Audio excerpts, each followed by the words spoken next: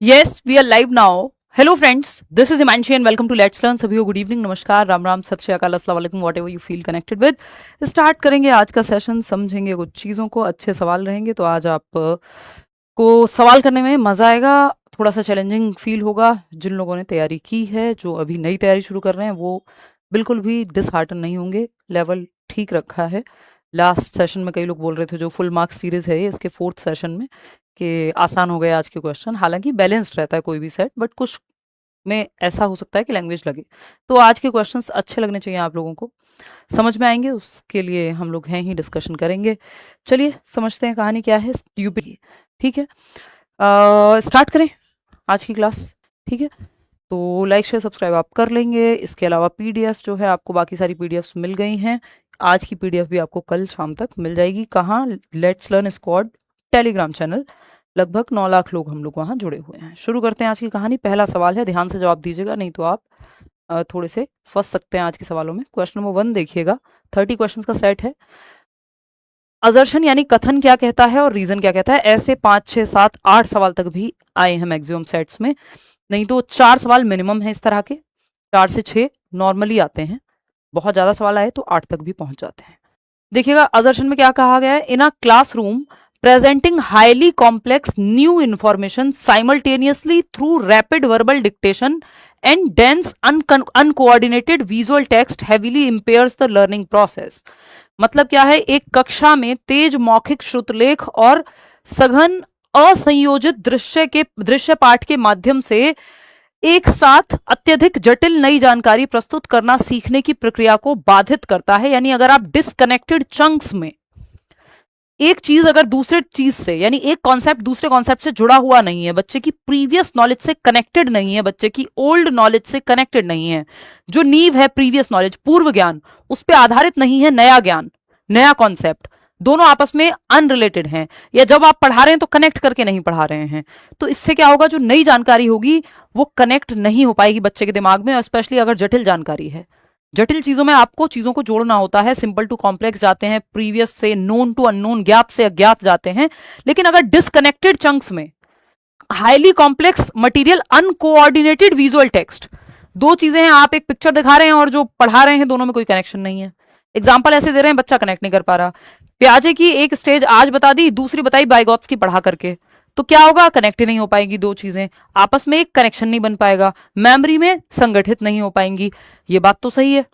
इससे क्या होता है, कॉम्प्लेक्स न्यू इंफॉर्मेशन अगर आप ऐसे एक साथ रैपिड वर्बल डिक्टेशन जल्दी जल्दी बोल करके और अनकोऑर्डिनेटेड यानी डिस्कनेक्टेड चंक में अगर आप पढ़ा रहे हैं, तो इससे लर्निंग प्रोसेस हेविली इंपेयर होती है. ये शब्द पे ध्यान दीजिएगा. इंपेयर मतलब बाधित होगी आपकी सीखने की प्रक्रिया, क्योंकि चीजें कनेक्टेड होनी चाहिए. न्यू नॉलेज को आप प्रीवियस नॉलेज से जोड़ते हैं, पूर्व ज्ञान से जोड़ते हैं, कनेक्ट करके पढ़ाते हैं चीजों को एक दूसरे से. मेंटल मैप्स या माइंड मैप्स इसीलिए बनाए जाते हैं कि कॉन्सेप्ट की सारी चीजें, सब कॉन्सेप्ट्स, टॉपिक के सब टॉपिक्स आपस में कनेक्टेड हों. क्या आपको पता है, जब प्याजे की बात आएगी या कॉग्निटिव डेवलपमेंट की बात आएगी, तो प्याजे और वाइगॉत्स्की की बात आएगी, ब्रूनर की बात आएगी. फिर उसमें भी प्याजे में SPCF, ये 4 स्टेजेस हैं. वाइगॉत्स्की में उनका सोसाइटी, कल्चर, लैंग्वेज. तो ये एक मेंटल मैप बना आपके दिमाग में. चाहो तो आप मैं बना के दिखा सकती हूँ, है ना, कि एक मेंटल मैप बना के भाई ये कनेक्टेड हैं चीजें. कि जब आप कॉग्निटिव डेवलपमेंट, यानी पहले तो आप बात करते हो डेवलपमेंट की, विकास के प्रकार की, PCSE, physical, cognitive, social, emotional. इसमें जब शारीरिक विकास की बात कर ली, ग्रॉस मोटर की बात कर ली, अब आप कॉग्निटिव डेवलपमेंट की बात करते हो, यानी संज्ञानात्मक विकास, आपके दिमाग का विकास बच्चे का कैसे होता है. अब जब आप इसकी बात करते हो तो आप कहते हो कि प्याजे और वाइगॉत्स्की 2 लोग महत्वपूर्ण लोग हैं. इनके अलावा भी लोगों ने काम किया, बट ये 2 महत्वपूर्ण है जो आपके एग्जाम्स में पूछे जाते हैं. फिर आप कहते हो भाई वाइगॉत्स्की जो है वो SCL, सोसाइटी, कल्चर, लैंग्वेज पे फोकस करते हैं. वहीं प्याजे 4 स्टेजेस देते हैं, SPCF, sensory motor, pre operational, concrete operational और फॉर्मल ऑपरेशनल. ये सब कनेक्टेड हैं आपस में. अगर आपको वाइगॉत्स्की पढ़ा दे पहले ऐसे ही, फिर कॉग्निटिव डेवलपमेंट बाद में बताएं, सोशल इमोशनल बाद में बताएं, कहीं ये आपस में जुड़े हुए हैं, लेकिन सब अलग अलग तरह की बातें हों, डिसकनेक्टेड हैं आपस में, तो ये आपकी समझने के लिए मुश्किल हो जाएगी. ये जानकारी, ये लर्निंग प्रोसेस आपकी बाधित होगी इससे, अगर कनेक्टेड फॉर्म में नहीं पढ़ाया जाएगा. इसीलिए आप देखते हैं कि एक आसान चैप्टर सेम टॉपिक का 6th में है, फिर 7th में और मुश्किल होगा, फिर 8th में और कॉम्प्लेक्स होगा, क्योंकि वो सब कनेक्टेड हैं एक दूसरे से. ठीक, या एक चैप्टर अगर आप मैथ्स में मिस कर देते हैं तो वो जनरली दूसरे चैप्टर को इंपैक्ट करता है. ठीक, तो लर्निंग की जो है आपकी बाधित होगी अगर आप डिसकनेक्टेड रूप में पढ़ा रहे हैं. बात तो सही है. ये इसके 3 स्टेप होते हैं। पहले आपको फर्स्ट स्टेटमेंट चेक करना होता है, तो ये सही है। रीजन क्या है इसका, रीजन सही है कि नहीं है वो हमें देखना होगा। रीजन कितना सही है, the human working memory has a limited capacity. भाई मानव की जो कार्यशील स्मृति है, जो मेमोरी है उसकी उसकी कैपेसिटी लिमिटेड है। आप लिमिटेड चीजों को ध्यान में रख सकते हैं, हर चीज कैसे याद रखेंगे जो डिस्कनेक्टेड है। And processing uncoordinated dual channel information leads to extraneous cognitive overload. अगर आप अनकोऑर्डिनेटेड डुअल चैनल इंफॉर्मेशन, आप दुनिया जहान की इंफॉर्मेशन डिसकनेक्टेड रूप में भर देंगे तो याद रखने में आपको दिक्कत होगी। इसलिए कोऑर्डिनेटेड वे में, कनेक्टेड वे में याद रख पाती है जो ह्यूमन का दिमाग है, मेमोरी है। जैसे आपके फोल्डर्स होते हैं एक कंप्यूटर में, ऐसे ही आपके दिमाग में भी फोल्डर्स हैं, तो वो कनेक्टेड होने चाहिए। बात तो सही है, इसका रीजन यही दिया है। तो दोनों सही हैं और दोनों एक दूसरे के लिए भी सही हैं, है ना। अंजलि और राहुल अपने आप में भी सही हैं और एक दूसरे के लिए भी सही हैं। तो A and R are true and R is the correct explanation of A. बात सही है, सही व्याख्या की है कि इस क्यों दिक्कत है, लर्निंग क्यों इंपेयर होगी, क्योंकि वर्किंग मेमोरी जो है वो लिमिटेड कैपेसिटी है। ऐसा नहीं है कि अनलिमिटेड चीजें आप भर लोगे दिमाग में, रिवीजन करना पड़ेगा और कनेक्टेड फॉर्म में करना पड़ेगा। ठीक है, तो first option is the right answer over here. इसको आप ऐसे भी एक चित्र के माध्यम से देख सकते हो, अगर एक डायग्राम या एक पिक्चर के माध्यम से समझना है कि भाई अटेंशन, आप मेमोरी कैसे प्रोसेस करती है चीजों को, आपके दिमाग में चीजें कैसे स्मृति में जाती हैं। अटेंशन यानी आपका ध्यान जाता है उस पर कि आपने पढ़ा कहीं पे राम लिखा है, ठीक है। अब आपने एनकोड किया, यानी ये स्टोरेज में आप डालेंगे, जब पढ़ करके समझेंगे एनकोड करेंगे अपनी भाषा में, फिर स्टोरेज में चला जाएगा कि हाँ भाई राम और श्याम एक तरह के नाम हैं। मान लो श्याम भी आपने देखा तो उसके साथ ही आपने इसको भी स्टोर कर लिया। अभी प्याजी वाइगोत्स्की वाला एग्जांपल वैसे इसी को लेकर के था। फिर जरूरत पड़ी तो आप रिट्रीव कर पा रहे हैं, यानी वापस से प्राप्त कर पा रहे हैं कि क्या याद किया था उस दिन, इस बंदे का नाम क्या है, राम है, और इसका श्याम है। तो आप वापस से रिकॉल कर पा रहे हैं, रिट्रीव कर पा रहे हैं। अगर रिट्रीव नहीं कर पाई, ये प्रोसेस फॉलो नहीं हुआ, एक्सेसिव हो गई स्टोरेज या कनेक्टेड नहीं हुई एक दूसरे से, आप एक व्यक्ति की शक्ल और उसका नाम नहीं एसोसिएट कर पाए, फॉरगेट कर जाएंगे, फॉरगेटिंग हो जाएगी। ठीक, तो ये एक बेसिक सी बात है कि चीजों को कनेक्टेड फॉर्म में पढ़ाना है। इसलिए हम पाई चार्ट, फ्लो चार्ट का इस्तेमाल करते हैं, शॉर्ट फॉर्म्स का, निमोनिक्स का इस्तेमाल करते हैं कि एसपीसीएफ या एक थियोरी दूसरे से कैसे जुड़ी हुई है ना। ये सब बातें हम क्यों करते हैं, ताकि कनेक्टेड फॉर्म में दिमाग याद रखता है। क्वेश्चन नंबर 2 देखिएगा, ये क्या कहता है, फटाक से बताइएगा। क्वेश्चन एकदम लेंथी है जिस तरह के आते हैं पेपर में। देखिएगा क्वेश्चन नंबर 2, क्वेश्चन नंबर 2 क्या कहता है बताइए फटाफट। सेकंड क्वेश्चन क्या कहता है आप पोल देकर के बताएंगे। देखिए ये कहता है which of the following pedagogical practices is not aligned with the principles of universal design for learning UDL in an inclusive classroom. यानी निम्नलिखित में से कौन सी शैक्षणिक प्रथा या रणनीति एक समावेशी कक्षा में सीखने के सार्वभौमिक डिजाइन के सिद्धांतों के साथ संरेखित नहीं है या जुड़ी हुई नहीं है। Universal design of learning inclusive education की बात करता है, ताकि हर बच्चा सीख पाए, उसकी नीड के हिसाब से आप अपना लेसन प्लानिंग कीजिए और अपनी स्ट्रेटजीज बनाइए, हर बच्चा सीख पाए। यूनिवर्सल डिजाइन फॉर लर्निंग इसीलिए कह रहे हैं यूडीएल, यानी यूनिवर्सल है, यानी सब पे लागू होगी, हर बच्चा सीख पाएगा। अलग अलग मेथड्स का इस्तेमाल आप करोगे जरूरत पड़ने पे। बात सही है कि गलत है ये बता दो अब आप। अब इसका रीजन क्या है, यूडीएल जो है एक इंक्लूसिव क्लासरूम में कौन सी प्रैक्टिस है जो यूडीएल के हिसाब से नहीं जाती, नहीं पे फोकस कीजिएगा, नहीं तो गलत जवाब दे दोगे। ठीक है, थर्ड ऑप्शन कह रहे हैं 71% लोग। देखते हैं, providing multiple means of representation such as audio books and graphic organizer, ये तो हेल्प करेगा अलग अलग तरीके से पढ़ाना। नॉट मतलब जो नहीं जाता, जो नेगेटिव बात कह रहा हो। प्रस्तुति के कई साधन प्रदान करना जैसे ऑडियो बुक और ग्राफिक आयोजक, ये तो अच्छी बात है, हमें अच्छी बात नहीं चाहिए, बुरी बात चाहिए, नेगेटिव बात चाहिए। Allowing students to express their understanding through varied formats like oral presentation और फिजिकल मॉडल्स, अलग अलग तरीके से प्रेजेंट कराओ, ये भी अच्छी बात है। तो अच्छी बात तो हमको चाहिए नहीं, हमको तो वो चाहिए जो गलत है, क्योंकि जो गलत है वही सही है, क्योंकि पूछा ही गलत है। थर्ड ऑप्शन है mandating a single standardized time bound written examination for all summative assessments, ये बात हमें अच्छी लग रही है, क्योंकि यही बात गलत है। सभी योगात्मक आकलनों के लिए जो जो नेगेटिव बातें हैं कि सबमिटिव असेसमेंट या स्टैंडर्डाइज या सिंगल तरीके से सबको मत पढ़ाओ, वही इसमें कहा गया है। अब हमें वही चाहिए था जो गलत हो, जो गलत है वही सही है, क्योंकि पूछा ही गलत था, नॉट पूछा था हमसे। फिर भी फोर्थ ऑप्शन देख लेते हैं। फोर्थ ऑप्शन क्या है, fostering multiple means of engagement by offering choices that tap into students intrinsic interest, ये तो बच्चे के लिए अच्छे हैं, जो बच्चे के लिए अच्छे हैं वो हमें चाहिए ही नहीं, हमें तो बच्चे के लिए बुरा चाहिए। क्यों? क्योंकि नॉट लिखा हुआ है।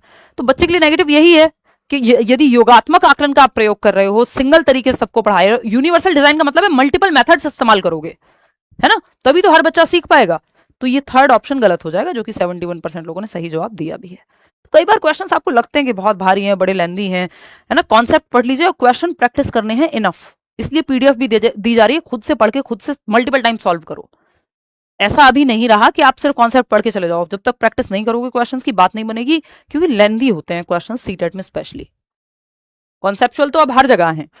क्वेश्चन नंबर 3 देखिएगा, to effectively foster intrinsic motivation, यानी आंतरिक अभिप्रेरणा को बढ़ावा देना है, and a mastery approach orientation, कि बच्चा मास्टरी हासिल कर सके, जैसे 3 इडियट्स में आमिर खान का कैरेक्टर है रणछोड़ दास, ठीक है, छाछड़, ठीक है, उनका मास्टरी पे फोकस है, डिग्री मिले ना मिले, नंबर आए ना आए, सब कुछ पता होना चाहिए। वो आप देखते भी है मूवी के अंत में ऐसा ही होता है। आजकल आमिर खान अलग चीजों के लिए चर्चा में है, बट मूवी बहुत काम की है, वो आपकी पेडागोजिकल चीजें बहुत सारी आपको 3 इडियट से सीखने को मिलती हैं। Among elementary school students a teacher should primarily focus on, भाई मास्टरी ओरिएंटेशन पे और इंटरनल मोटिवेशन पे, ये दोनों ही चीजें बहुत अच्छी बात है कि बच्चे का ध्यान मास्टरी ओरिएंटेशन पे है, फर्स्ट आने पे नहीं है। परफॉर्मेंस ओरिएंटेशन फर्स्ट आना बोलते हैं, जो उसमें वो था चतुर का जो किरदार है मूवी में, जो कैरेक्टर है चतुर का, जो रट्टे लगा रहा होता है, वो बलात्कार को चमत्कार बोल रहा होता है ना। तो ये वो परफॉर्मेंस ओरिएंटेशन, 3 तरह की ओरिएंटेशन होती है। परफॉर्मेंस ओरिएंटेशन जिसको फर्स्ट आना है चाहे रट के आए, दूसरी होती है फेलियर अवॉइडेंस, वो जो राजू रस्तोगी का कैरेक्टर है, जिसको बस फेलियर से बचना है, 33% नंबर आ जाए, पास हो जाऊं किसी तरह, सीटेट में 90 नंबर आ जाए, 82 आ जाए कैटेगरी में हूं तो, फेलियर को अवॉइड कर रहे हैं, वो भी बहुत अच्छा नहीं है। परफॉर्मेंस वाला भी अच्छा नहीं है कि कुछ भी करके सामदाम दंड भेद फर्स्ट आ जाओ। थर्ड बेस्ट है जो कि है मास्टरी ओरिएंटेशन, और इंटरनल मोटिवेशन भी अच्छी चीज है। ठीक, इसके लिए किस चीज पे फोकस करेंगे? जहां बच्चा एक्टिव होगा वहीं तो ये चीजें आएंगी। पहला ऑप्शन है जो कहता है publishing a weekly rank list, rank करने से ये तो परफॉर्मेंस ओरिएंटेशन पे फोकस होगा। Praising the इनेट intelligence and fixed ability, fixed ability नहीं माननी टीचर को, इंक्रीमेंटल एबिलिटी को बढ़ावा देना है। इंक्रीमेंटल बोले तो कि क्षमता को बढ़ाया जा सकता है मेहनत करके, सीख करके, ऐसा नहीं कि जन्मजात बुद्धि और निश्चित हो गई क्षमता, क्षमता को बढ़ा सकते हैं। रैंक करना, लेबल करना, ये बच्चे को हम नेगेटिव मानते हैं। थर्ड ऑप्शन जो कि ज्यादातर लोग आप लोग दे भी रहे हैं। देखिए अभी आप यहां जवाब क्यों दे पा रहे हैं? क्योंकि मैं क्वेश्चन को बहुत अच्छे से एक्सप्लेन कर दे रही हूँ। कई लोगों की यही शिकायत रहती है कि जब हम खुद से करते हैं तो सॉल्व नहीं होते, आप करते हो तो हो जाते हैं, आपके साथ करते हैं तो क्वेश्चन को सॉल्व पढ़ते हैं तो। क्यों? क्योंकि पढ़ के मैं आपको मतलब समझा दे रही हूँ कि अप्रोच क्या है, एग्जामिनर पूछना क्या चाह रहा है, क्वेश्चन पूछे कैसे जा रहे हैं। तो जब आप ये समझ जाते हैं कि पूछ क्या रहा है, तो आप जवाब वैसे ही सही पहुंच जाएंगे जवाब तक। तो जब ये बहुत दिन तक आप कर लेंगे प्रैक्टिस साथ में, तो आपका दिमाग अपने आप एक पढ़ने की अप्रोच डेवलप कर लेगा पेडागोजी के क्वेश्चंस को, कि हाँ ये ऐसे पढ़ के ये कहना चाह रहा है क्वेश्चन। ठीक, तो इसलिए साथ में प्रैक्टिस करना भी जरूरी है और खुद से अकेले भी। तो प्रोवाइडिंग कंस्ट्रक्टिव, बच्चा एक्टिव है यहाँ, रचनात्मक, टास्क स्पेसिफिक फीडबैक, जो टास्क कर रहा हो उसी से रिलेटेड फीडबैक, जैसे क्वेश्चन का एक्सप्लेनेशन में जो क्वेश्चन में पूछा वही तो दूंगी, पिछले क्वेश्चन का थोड़ी दूंगी यहाँ पे। That emphasises effort, strategy and personal improvement, बात तो सही है। रचनात्मक कार्य विशिष्ट प्रतिक्रिया प्रदान करना, जो प्रयास, रणनीति और व्यक्तिगत सुधार पर जोर देती हो, बच्चे को फीडबैक मिले और उसका व्यक्तिगत सुधार हो। ऑफरिंग टेंजिबल फिजिकल रिवॉर्ड, नहीं भाई, ऑफरिंग टेंजिबल फिजिकल रिवॉर्ड कि छोटे छोटे रिवॉर्ड दे दो, जी नहीं, ये कोई बात है? रिवॉर्ड बहुत लंबी रेस का घोड़ा नहीं है, बहुत लंबे समय तक नहीं चलेगा।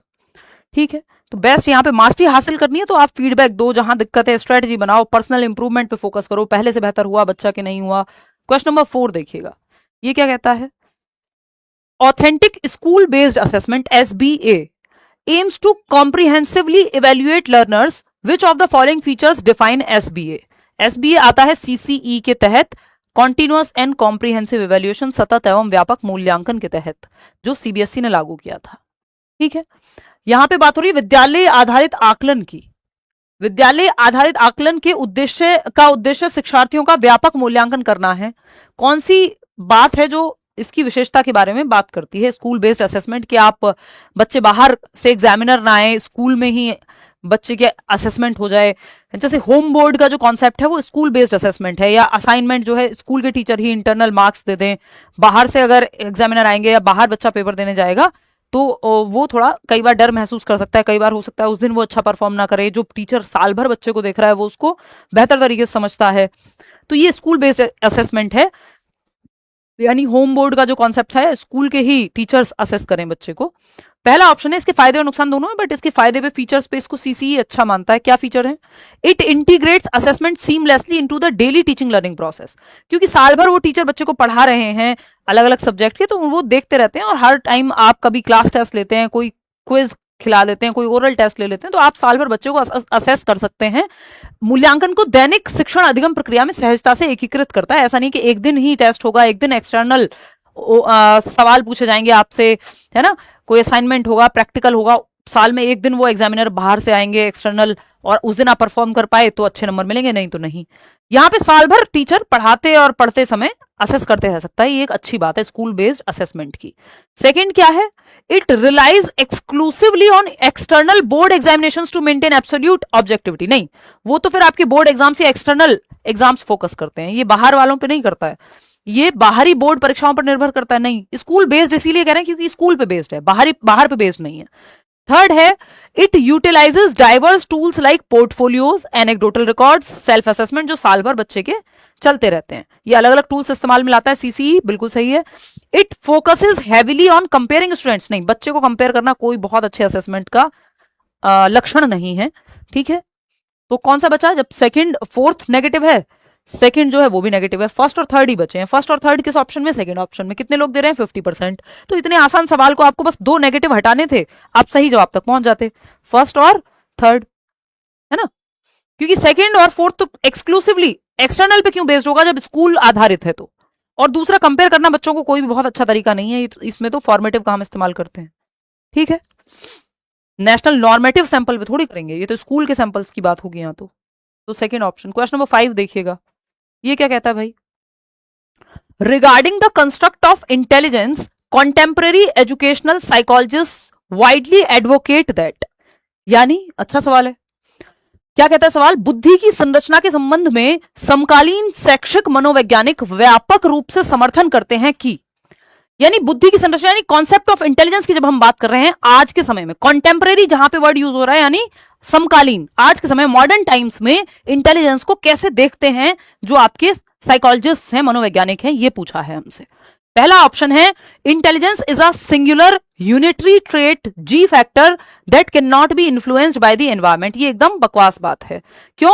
कि बुद्धि एक विलक्षण एकात्मक गुण है, यूनिटरी प्रोसेस, एक सिंगल ट्रेट होता है। नहीं भाई, हम मानते हैं मल्टी डायमेंशनल है। आज के समय, ये जब शुरुआत हुई थी सिंगल फैक्टर थियरी की बात की थी जब एल्फ्रेड बिने ने, जिन्होंने फर्स्ट इंटेलिजेंस टेस्ट दिया है, तब ये बात आई थी कि एक ही फैक्टर है जी जो इंपॉर्टेंट है, जी फैक्टर है, एक चीज में इंटेलिजेंट हो तो हर चीज में इंटेलिजेंट हो गए। फिर आपके जी और एस फैक्टर बाद में 2 फैक्टर बना दिए थे इन्होंने, स्पीयरमैन ने। तो ये पुरानी बातें हो गई। समकालीन कॉन्टेम्परेरी टाइम पे अगर आप देखेंगे तो हार्वर्ड गार्डनर की थियरी जो आपके सिलेबस में है, एक सवाल निश्चित रूप से आता है, मल्टीपल इंटेलिजेंस, बहुबुद्धि का सिद्धांत या मल्टी डायमेंशनल इंटेलिजेंस। यानी बुद्धि 8 प्रकार की है, कोई एक ही प्रकार नहीं है बुद्धि का कि एकात्मक गुण है, कोई पर्यावरण से प्रभावित नहीं हो सकता। नहीं भाई, पर्यावरण का प्रभाव पड़ता है, इवन सोशियो इकोनॉमिक स्टेटस का भी प्रभाव पड़ता है इंटेलिजेंस पे। क्योंकि आप ये देखते हैं कि जिन घरों में, जो इवन आप नेशंस देख लीजिए, जो राष्ट्र डेवलप्ड नेशंस हैं, जो चाहे वो यूएस हो या यूरोपियन कुछ कंट्रीज हो, है ना, और हमारे जैसे विकासशील देश जो डेवलपिंग नेशंस हैं, जहां बच्चे को कुपोषण का शिकार होना पड़ रहा है, जहां एजुकेशन सबके पास नहीं है, अच्छी क्वालिटी एजुकेशन, वहां आईक्यू के जो लेवल्स हैं उनमें आपको अंतर मिलेगा। ठीक, तो ऐसा नहीं कि आईक्यू पे प्रभाव पड़ता है, ये रीसेंट रिसर्च है। एक टाइम पे मानते थे नहीं आईक्यू पे ज्यादा प्रभाव नहीं पड़ता या प्रभाव ही नहीं पड़ता, प्रभाव पड़ता है, कम पॉइंट से इंप्रूव होगा बट हो जाएगा। तो आपको कैसा एनवायरमेंट मिल रहा है उससे आपकी इंटेलिजेंस, आईक्यू अपने आप में एक चीज है, आईक्यू ही सब कुछ नहीं है ना, बट आईक्यू तक पे प्रभाव पड़ता है। और दूसरा, आपको एनवायरमेंट जैसा मिल रहा है उस पर इंटेलिजेंस या एबिलिटी इंक्रीमेंटल हम मान सकते हैं। अलग अलग प्रकार से लोग बुद्धिमान है, सिर्फ एक ही टाइप नहीं है बुद्धि का। तो ये हो गया क्या कि मतलब वही इंटेलिजेंट नहीं है जो मैथ्स में अच्छे नंबर लाता है, जो पढ़ाई में अच्छा है। इंटेलिजेंट वो भी है जो स्पोर्ट्स में अच्छा है, जो आपका बोलने में अच्छा है या फिर कोई म्यूजिक में अच्छा है ना। तो तभी आप देखते हैं कि ऑनरेरी किसी को डॉक्टर की उपाधि दे देते हैं अगर किसी फील्ड में बहुत अच्छा किया है ना। महेंद्र सिंह धोनी को आर्मी में कुछ पद दे दिया, क्यों? क्योंकि अपने फील्ड में एक्स्ट्राऑर्डिनरी, अपने फील्ड में इंटेलिजेंट है। जरूरी नहीं है एकेडमिक्स में बहुत पीएचडी की हो उन्होंने। ठीक, तो बुद्धि सिर्फ एक तत्व नहीं है, एक टाइप नहीं है। सेकेंड ऑप्शन क्या कहता है? Intelligence is multi dimensional comprising diverse cognitive abilities that can be nurtured through pedagogy। अगर पढ़ाने के तरीके सही हो तो कई प्रकार की बुद्धियां हैं और कई प्रकार से पढ़ाया जा सकता है, संज्ञानात्मक क्षमताओं को बढ़ाया जा सकता है। बात तो सही है। Standardized IQ test perfectly holistically capture a child's entire cognitive and creative potential, ये कहना गलत है। इवन मल्टी डायमेंशनल जो थियोरी है, हार्वर्ड गार्डनर क्रिटिसाइज करते हैं आईक्यू टेस्ट को कि ये सारे पहलुओं को नहीं देख पाते। तो आईक्यू जो स्टैंडर्डाइज्ड आईक्यू टेस्ट है वही संज्ञानात्मक और रचनात्मक तरीकों को पहचान पा रहे हैं। नहीं, अगर ऐसा होता तो थॉमस एल्वा एडिसन के स्कूल से तो उनको निकाल ही दिया गया था कि आपका बच्चे से तो कुछ हो नहीं पाएगा, इसको ले जाओ। और फिर उन्होंने जो बल्ब इजाद किया वो आप जानते ही हैं। ऑप्शन नंबर 4 है emotional and social intelligence are completely irrelevant to academic and success life. बकवास बात है एकदम। भावनात्मक और सामाजिक बुद्धि शैक्षणिक और जीवन की सफलता के लिए पूर्ण रूप से अप्रासंगिक है। नहीं भाई, इमोशनल इंटेलिजेंस, इवन ये कहा जाता है कि जैसे जो गोलमैन की बुक है, डेनियल गोलमैन की, कि इवन जो आपका इमोशनल कोशेंट है, ईक्यू है, वो आईक्यू से भी ज्यादा महत्वपूर्ण हो जाता है कई बार, या सोशल इंटेलिजेंस बहुत महत्व रखती है कि आप समाज में कैसे फंक्शन करते हैं। तो ऐसा नहीं कि ये बिल्कुल इंपॉर्टेंट नहीं है या सिर्फ यही इंपॉर्टेंट है। तो second option is the right answer. ये मैं एक्सप्लेन इसलिए कर रही हूँ क्योंकि आगे आने वाली क्लासेस में फिर आपका ये बेस बना हुआ मिलेगा आपको। जो लोग पहली बार भी देख रहे हो या ज्यादा नहीं भी पढ़ा हो तो भी उनको समझ में आ जाए कि कहना क्या चाह रहे हैं अलग अलग ऑप्शन। बात सही है। क्वेश्चन नंबर 6 देखें, सिक्स देखें। Question number 6, if an educator strictly adheres to Jean Piaget's theory of cognitive development but completely rejects Lev Vygotsky's socio-cultural theory। देखा नहीं होगा आपने ये सवाल ऐसा। विच ऑफ द फॉलोइंग क्लासरूम, सारे सवाल एकदम नए मिलेंगे आपको। विच of the following classroom practices would the educator most likely discourage. ध्यान से पढ़िएगा। यदि कोई शिक्षक जीन प्याजे के संज्ञानात्मक विकास के सिद्धांत को कठोरता से पालन करता है, जो विकासात्मक सिद्धांत है जीन प्याजे का संज्ञानात्मक विकास का, लेकिन लेव वाइगोत्स्की के सामाजिक सांस्कृतिक सिद्धांत को पूरी तरह से खारिज कर देता है, तो शिक्षक निम्नलिखित में से किस कक्षा अभ्यास को सबसे अधिक हतोत्साहित करेगा। बहुत क्रिटिकल सवाल है, इसमें ज्यादातर लोग गलत करेंगे क्योंकि इसमें लैंग्वेज का, वर्ड्स का प्ले है। समझ रहे हो बात को? रोना नहीं, आज के सवाल देख के समझने की कोशिश करनी है। तो इफ एन एजुकेटर स्ट्रिक्टली अडियर्स, प्याजे के साथ है, वाइगोत्स्की के खिलाफ है, तो किस चीज को डिस्करेज करेगा? जो वाइगोत्स्की कहते होंगे उस चीज को डिस्करेज करेगा। वाइगोत्स्की के सपोर्ट में ही नहीं है वो। अलाउइंग चिल्ड्रन, तो जहां भी सोशली ग्रुप में खेलने की बात हो रही होगी उसको कहीं ना कहीं साइड करेंगे। Allowing children to independently manipulate physical objects to discover properties of matter, ये तो पॉजिटिव बात है, इसको डिस्करेज नहीं करेगा, एनकरेज करेगा। क्योंकि प्याजे और वाइगोत्स्की दोनों ही बात करते हैं बच्चे को एक्टिव रखने की, बस वाइगोत्स्की समाज को ज्यादा महत्व देते हैं, कल्चर को ज्यादा महत्व देते हैं, प्याजे कंपैरेटिवली कम देते हैं। Waiting for a, second option है waiting for a child to reach a specific biological maturation stage before introducing complex abstract concept. भाई मैच्योरेशन या बायोलॉजिकल मैच्योरेशन, जेनेटिक्स की बात प्याजे करते हैं और 4 फैक्टर्स हैं MESE। कभी और बात करेंगे किसी और क्लास में जब प्याजे का क्वेश्चन आएगा। तो बायोलॉजिकल मैच्योरेशन को यानी जेनेटिक्स को महत्व देते हैं प्याजे, तो इसको तो एनकरेज करेंगे। डिस्करेज क्यों करेंगे? क्योंकि हम तो प्याजे के साथ चल रहे हैं। यूटिलाइजिंग रेसिप्रोकल टीचिंग, हाँ ये वाइगोत्स्की का कॉन्सेप्ट है, इसको डिस्करेज करेगा अगर वो वाइगोत्स्की को पसंद नहीं करता या वाइगोत्स्की की बात को नहीं मान रहा टीचर। ये इमेजिनरी सिचुएशन है ऐसी, ठीक, कि पारस्परिक शिक्षण का उपयोग करना जहां एक अधिक जानकार अन्य या MKO मोर नॉलेजेबल अदर सक्रिय रूप से बच्चे के संज्ञानात्मक विकास को आगे बढ़ाता है। यानी utilizing reciprocal teaching where a more knowledgeable other actively pulls the child's cognitive development forward.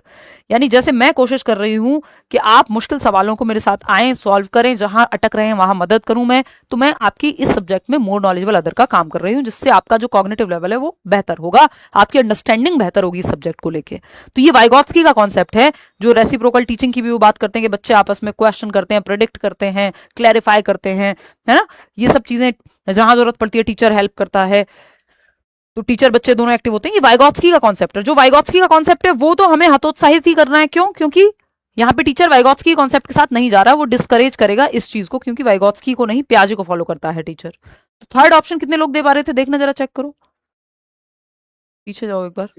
62, ठीक है,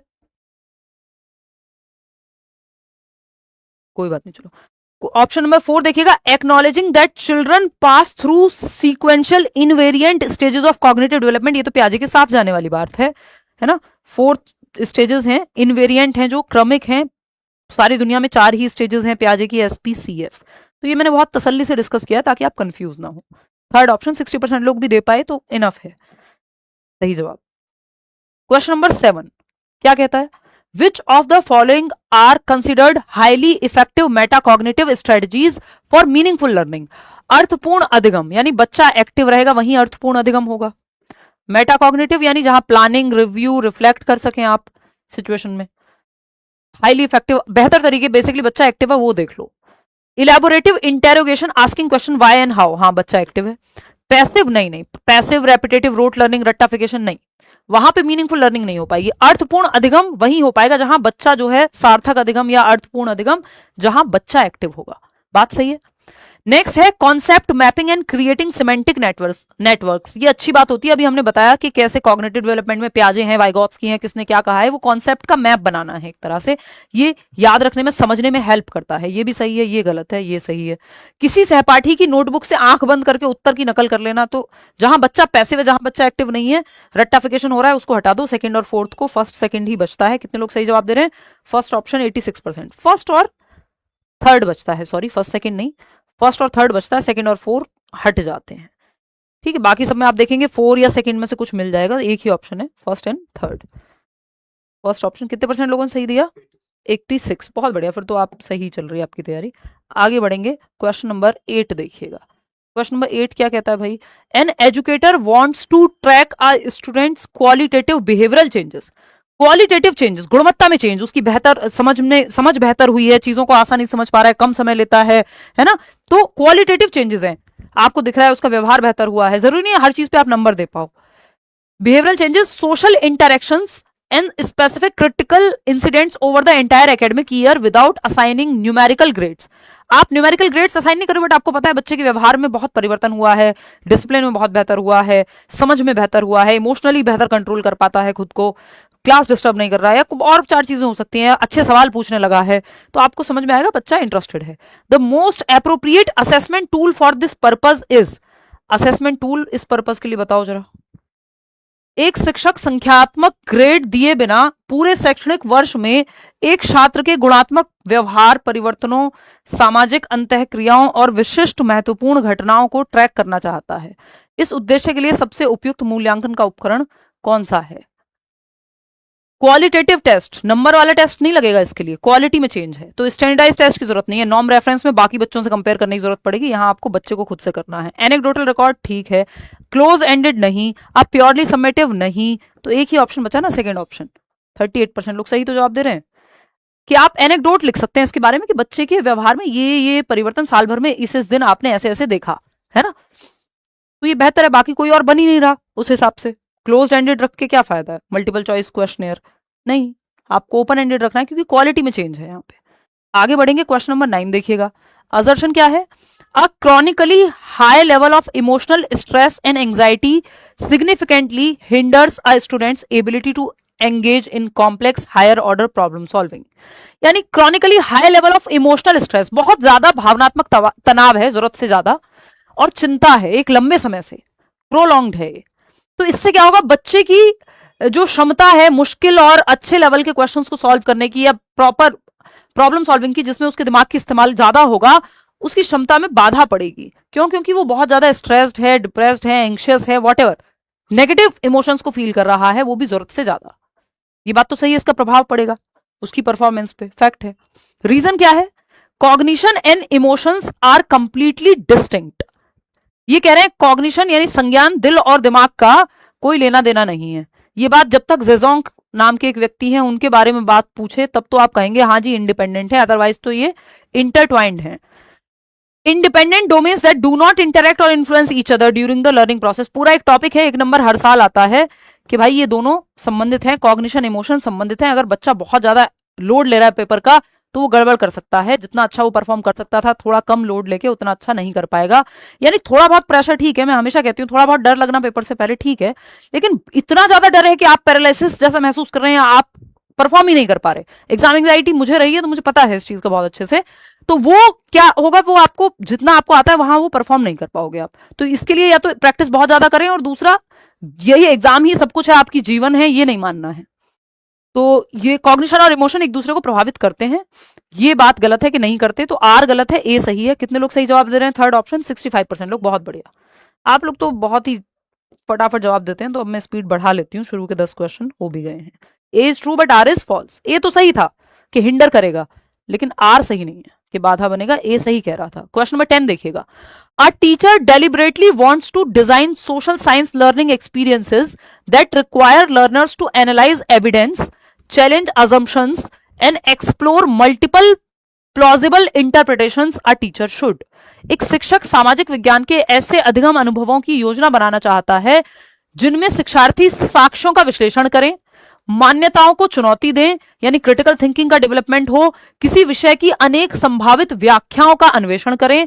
इस उद्देश्य की पूर्ति के लिए शिक्षक को क्या करना चाहिए, यानी बच्चे की क्रिटिकल थिंकिंग डेवलप हो, सोशल साइंसेस, सोशल स्टडीज के टॉपिक्स ऐसे हों जिन पे चर्चा हो, चाहे वो समाज की कुरीतियां हो, चाहे वो सिस्टम हो।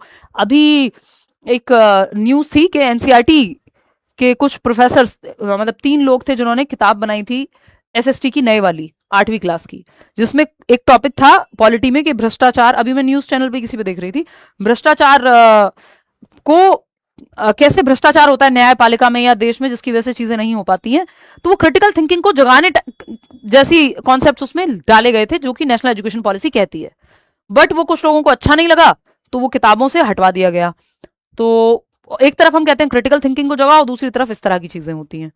इवन उन लोगों को ब्लैक लिस्ट कर दिया गया जिन्होंने, एक फ्रेंच हिस्टोरियन थे और हमारे देश के 2 लोग थे अच्छे जिन्होंने वो बुक्स बनाई या वो टॉपिक को डाला और एसएसटी में बहस की, यानी डिस्कशन का स्कोप हो ये सोचते हुए उन्होंने डाला।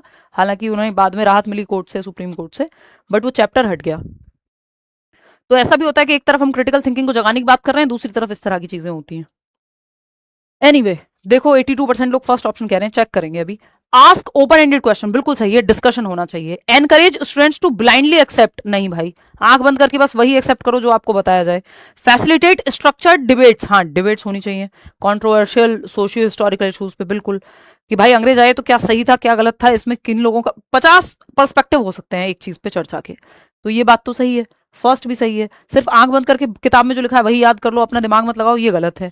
नोट्स से रटे हुए सटीक एकल सही उत्तर याद कर लो नोट्स में से, नहीं होता आया है ये, बट ये बहुत अच्छी बात नहीं है। तो फर्स्ट और थर्ड डिबेट का बच्चे जितने एक्टिव होंगे उतना बेहतर है उनके दिमाग के लिए, उनके समालोचनात्मक चिंतन के लिए, क्रिटिकल थिंकिंग के लिए, जिस क्रिटिकल थिंकिंग को national education policy 21st century skills के अंदर डालती है, जो 10 मुख्य क्रिटिकल जो आपके 21वीं सदी के कौशल हैं, जिसमें डिजिटल एजुकेशन है, आपका क्रिटिकल थिंकिंग है और भी इस तरह की कई चीजें हैं। फर्स्ट ऑप्शन ही सही है। आगे बढ़ेंगे, आपको देख लेना बच्चा जहां एक्टिव है वो ऑप्शन बेस्ट है, 99% केसेस में ये काम करता ही है पेडागोजी में, कितना भी छोटा क्वेश्चन हो कितना भी बड़ा क्वेश्चन हो। क्वेश्चन नंबर 11 है, which of the following classroom scenarios would Lev Vygotsky least likely support as an effective mechanism for cognitive development. Vygotsky के संज्ञानात्मक विकास के अनुसार एक प्रभावी तंत्र के रूप में सबसे कमजोर ऑप्शन कौन सा है, कि वाइगॉत्स्की जिस चीज को सबसे कम महत्व देंगे, लीस्ट इंपॉर्टेंट या गलत है वाइगॉत्स्की के अकॉर्डिंग, ये मान लो आप। तो सोसाइटी, कल्चर, लैंग्वेज, इन 3 चीजों को बहुत महत्व देते हैं, इसके अलावा जो भी होगा वो फिर हमारे लिए गलत हो जाएगा। Children working in heterogeneous collaborative groups to solve, बच्चे एक्टिव है, सिंपल, और हेट्रोजेनस यानी मिक्स्ड ग्रुप है, अलग अलग तरह की क्षमताएं रखने वाले बच्चे हैं, ये तो बहुत पॉजिटिव बात हो गई, ये लीस्ट क्यों है, ये तो बेस्ट है। A teacher breaking down a difficult reading task into smaller, यानी स्कैफोल्डिंग की बात हो रही है, ये भी पॉजिटिव है। A child sitting in strict isolation, बच्चे को अलग थलग कर दो, वो तो सोसाइटी ग्रुप में सिखाने की बात करते हैं, अलग थलग करने की बात तो वाइगॉत्स्की कभी नहीं करेंगे, तो ये लीस्ट इंपॉर्टेंट है। कि किसी वयस्क या सहकर्मी की अंतःक्रिया के बिना कड़े अलगाव में बैठा बच्चा जो बार बार रटने की बात कभी वाइगॉत्स्की थोड़ी करेंगे, प्याजे भी नहीं करेंगे, सोशियो कंस्ट्रक्टिविस्ट हैं, सामाजिक रचनावादी हैं, बच्चे को एक्टिव रखते हैं प्याजे वाइगॉत्स्की, दोनों में कॉमन बात है ये। अ मोर स्किल्ड स्टूडेंट, एक मोर नॉलेजेबल अदर, जो बच्चा उससे कम जानता है उसको हेल्प कर रहा है, वो तो ठीक है, तो हमें गलत चाहिए था, लीस्ट इंपॉर्टेंट, यानी जो सही नहीं है, सबसे कमजोर ऑप्शन है, तो थर्ड ऑप्शन। आगे बढ़ेंगे, कितने लोगों ने दिया, 82%, बहुत बढ़िया। क्वेश्चन नंबर 12 देखिएगा, ये क्या कहता है, inclusive education rejects an approach that locates the problem within the learner and instead promotes an approach that removes barriers to participation. बहुत अच्छा सवाल है। This represents a shift from, समावेशी शिक्षा उस दृष्टिकोण को अस्वीकार करती है जो बच्चे में समस्या ढूंढता है या समस्या को शिक्षार्थी के भीतर मानता है कि प्रॉब्लम बच्चे में अगर उसको कोई डिसेबिलिटी है, ये बात गलत मानती है इंक्लूसिव एजुकेशन, बिल्कुल सही बात है। तथा उसके स्थान पर ऐसा दृष्टिकोण अपनाती है इंक्लूसिव एजुकेशन जो सहभागिता में आने वाली बाधाओं को दूर करने पर बल देता है, यानी जो भी सहभागिता में आने वाली, यानी पार्टिसिपेट करने में बच्चे को क्लास में, स्कूल में, एक्टिविटीज में प्रॉब्लम क्रिएट करे, उस बैरियर को हटाओ आप एनवायरमेंट से, ना कि बच्चे को बदलो कि बच्चे को अगर कोई डिसेबिलिटी है, उसको सुनने में दिक्कत है या चल नहीं सकता है या देखने में दिक्कत है या ब्लाइंड है, तो आप बच्चे में कमी ढूंढो। आपको हर बच्चे को साथ लेके चलना है, एजुकेशन फॉर ऑल। ये बात तो सही है। ये किस तरह का शिफ्ट है? From social model to the medical, medical to social है ये, medical model to the social. कि मेडिकल मॉडल ये कहता है कि बच्चे में ये डिसेबिलिटी है जी, या ये प्रॉब्लम है। सोशल मॉडल ये कहता है हर बच्चा सीख सकता है, तो डिसेबिलिटी के बावजूद वो सीख सकता है। पर्सन विद डिसेबिलिटी वाले जो बच्चे हैं, ह्यूमनिस्टिक मॉडल टू बिहेवियरिस्ट नहीं, कॉग्निटिव टू कंस्ट्रक्टिविस्ट नहीं, सोशल से मेडिकल नहीं, मेडिकल टू सोशल है ये सेकंड ऑप्शन। 50% लोग फोर्थ ऑप्शन कह रहे हैं, पता नहीं क्यों। Cognitive model to the constructivist model नहीं, कॉग्निटिव मॉडल ये थोड़ी कहता है आपने कॉग्निटिव मॉडल में ये पढ़ा है कि बच्चे में दिक्कत है, और ये सिर्फ कॉग्निटिव थोड़ी हो सकती है, ये मेडिकल हो सकती है भाई। उसमें शरीर में भी दिक्कत हो सकती है, दिमाग में भी हो सकती है, तो ये सिर्फ कॉग्निटिव होगा तो ये तो कहना गलत हो जाएगा। फोर्थ ऑप्शन नहीं है, सेकंड ऑप्शन होगा, मेडिकल टू सोशल। क्योंकि वो आपके पास अगर किसी भी बच्चे को पर्सन विद डिसेबिलिटी तो 40% या उससे अधिक दिखाओगे आप, या डिसलेक्सिया भी है तो भी कोई तो उसको वेरीफाई करेगा ना, कोई तो जानेगा। अपनी मर्जी से नहीं करोगे, कोई कॉग्निटिविस्ट अपने दिमाग से थोड़ी कर देगा, उसके लिए प्रॉपर एक मेडिकल इंटरवेंशन लगेगी। क्वेश्चन नंबर, आप तो लक्षणों के आधार पे उस बच्चे को पहुंचाओगे वहां तक कि आपके यहाँ कोई काउंसलर है तो उससे असेस करवाओगे, या फिर अगर मेडिकल इंटरवेंशन की जरूरत है तो लक्षणों के आधार पे, या बच्चे को पहले से पेरेंट्स को पता होगा। तो ये स्थिति है कि मेडिकल टू सोशल जा रहे हो आप। मेडिकली हो सकता है उसको कुछ दिक्कत हो, बट आप सोशल पर्सपेक्टिव अपना रहे हो कि हर बच्चा सीख सकता है। बात सही है। देखिएगा क्वेश्चन नंबर 13, असर्शन क्या है? Functional fixedness is a cognitive bias that significantly enhances a student's ability to solve novel creative problems quickly. Functional fixedness बहुत इंपॉर्टेंट आता है। कार्यात्मक स्थिरता एक संज्ञानात्मक पूर्वाग्रह है, यानी एक कॉग्निटिव बायस है, एक स्टीरियोटाइप है, एक तरह का एक बायस है, जो स्टीरियोटाइप भी नहीं कहेंगे, बायस ही कहेंगे, कि आप एक ही तरीके पे अटक गए हो, जो उपन्यास उपन्यास significantly enhances student's ability to solve novel creative. ये देखो, ऐसा तो हमारी जो टीम है इतना बढ़िया ट्रांसलेशन करती है मैं ये कहूँ नोवल मतलब नए, नवीन, नवीन ऐसा पेपर में भी मिलेगा आपको। यूपी टेट में ऐसा ही बढ़िया ट्रांसलेशन हुआ है, कई बार सी टेट में भी हो जाता है कि जो आम हिंदी के शब्द हैं वो पेडागोजी की हिंदी में लगा देते हैं, और इसीलिए इंग्लिश के टर्म्स आपको पता होने चाहिए। पेडागोजी में कई बार गड़बड़ हो जाती है नहीं तो। Cognitive bias that significantly enhances a student's ability to solve novel creative and problem and novel creative problems quickly. नई और नए तरीके से प्रॉब्लम को सॉल्व करने में फंक्शनल फिक्सनेस हेल्प करती है। एकदम बेकार बात है। फंक्शनल फिक्सनेस कॉग्निटिव बायस है जो प्रॉब्लम क्रिएट करता है कि आप एक ही तरीके से हर नई समस्या को सॉल्व करेंगे और वो फिर सॉल्व ही नहीं हो पाती, क्योंकि आप हर बार सेम तरीका, एक बार जो आपके लिए तरीका काम कर गया उसी तरीके पे आप लगे हुए हैं। तो ये प्रॉब्लम सॉल्विंग में हेल्पफुल नहीं है, हिंड्रेंस है। फंक्शनल फिक्सनेस नेगेटिव चीज है, नेगेटिव टर्म है। रीजन क्या है? It allows the learner to strictly identify only the traditional intended use of an object, thereby needing speeding up the divergent thinking process. कि ये बच्चे को अलाउ करता है आइडेंटिफाई करने के लिए कि सिर्फ ट्रेडिशनल तरीका कौन सा है एक ऑब्जेक्ट को यूज करने का, कि पेन है तो सिर्फ लिख ही सकते हैं भाई, इसको आप अपने बालों में भी क्लिप की तरह यूज कर सकते हो। हमारे देश में तो इसके जो है कितने तरह के एग्जांपल्स हैं, हम जुगाड़ू लोग हैं, तो वो क्रिएटिविटी है कि एक चीज को मल्टीपल तरीके से इस्तेमाल किया जा सकता है, सिर्फ ट्रेडिशनल ही तरीका नहीं है, एक ही तरीका नहीं है।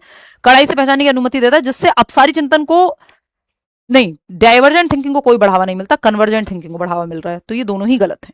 फोर्थ ऑप्शन 48% लोग सही जवाब दे रहे हैं, मतलब इतना अच्छे से पढ़ने के बाद भी सिर्फ 50% लोग भी इसका सही जवाब नहीं दे पा रहे हैं। Both are false. ठीक है, आगे बढ़ेंगे। Question number 14। देखिए क्वेश्चंस जो है प्रॉपर लेंदी हैं और नए सवाल हैं, सारे अच्छे सवाल हैं, तो समय थोड़ा लग रहा है, मैं भी जल्दबाजी नहीं कर रही हूँ। जिसको जल्दबाजी करनी हो स्पीड बढ़ा के देख लेना बाद में, ठीक है ना। क्वालिटी सेशंस होने चाहिए चाहे कम हो। देखिए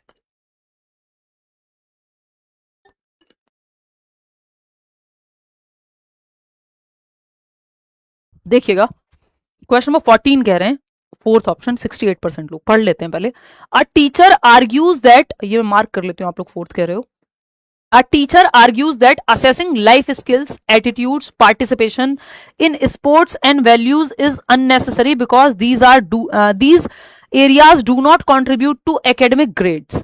This view contradicts the comprehensive nature of CCE because, यानी ये कह रहा है कि CCE कहता है कॉन्टिन्यूस एंड कॉम्प्रिहेंसिव इवेल्युएशन होना चाहिए। कॉन्टिन्यूस मतलब सतत, साल भर में मल्टीपल टाइम्स आप अलग अलग तरीके से बच्चे का आकलन करो। कभी उसको कुछ एक्टिविटी दे रहे हो तो उसको ऑब्जर्व करते हुए देखो, व्यवहार देखो क्लास में, यानी करिकुलर प्लस को करिकुलर दोनों पहलुओं में बच्चे को जांचो।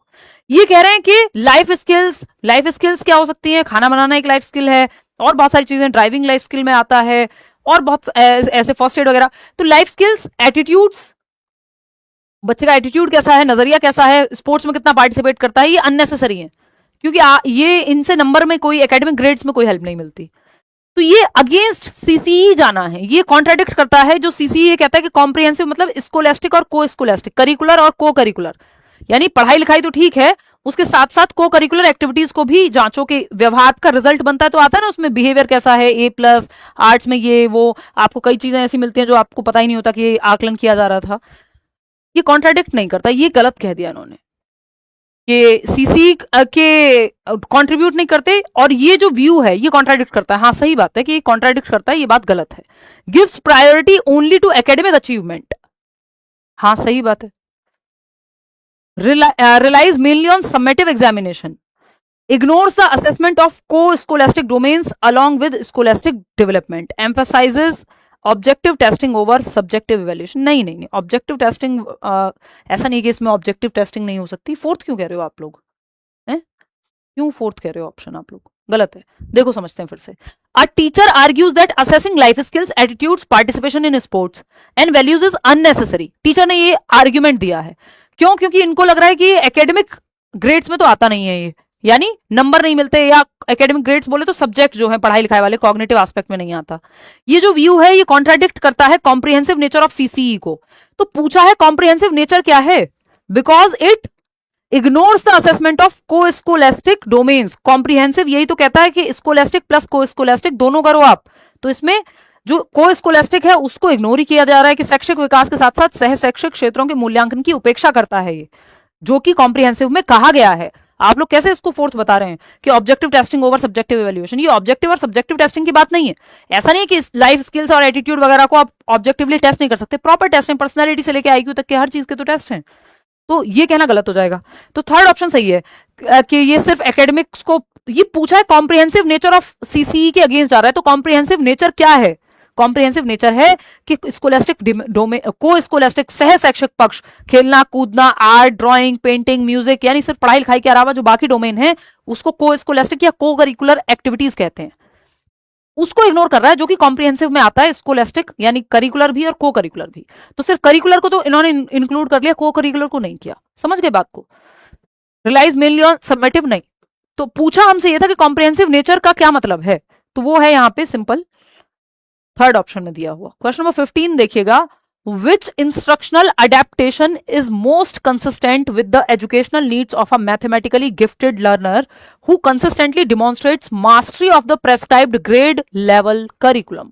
एक गणितीय रूप से प्रतिभाशाली बच्चा जो मैथ्स में बहुत अच्छा है, गिफ्टेड है, जिसने, आप रामानुजन टाइप का या शकुंतला देवी टाइप का मान लो, जो बच्चा गिफ्टेड है मैथ्स में, ठीक है, जिसने निर्धारित कक्षा स्तरीय पाठ्यक्रम में निरंतर दक्षता प्राप्त की है, उसकी शैक्षिक आवश्यकताओं के अनुरूप सबसे उपयुक्त तरीका क्या होगा? गिफ्टेड बच्चे के लिए क्या करें यहाँ पे कि वो मैथ्स में जो अच्छा है वो बेहतरीन कर पाए, देश के लिए वो धरोहर बन पाए।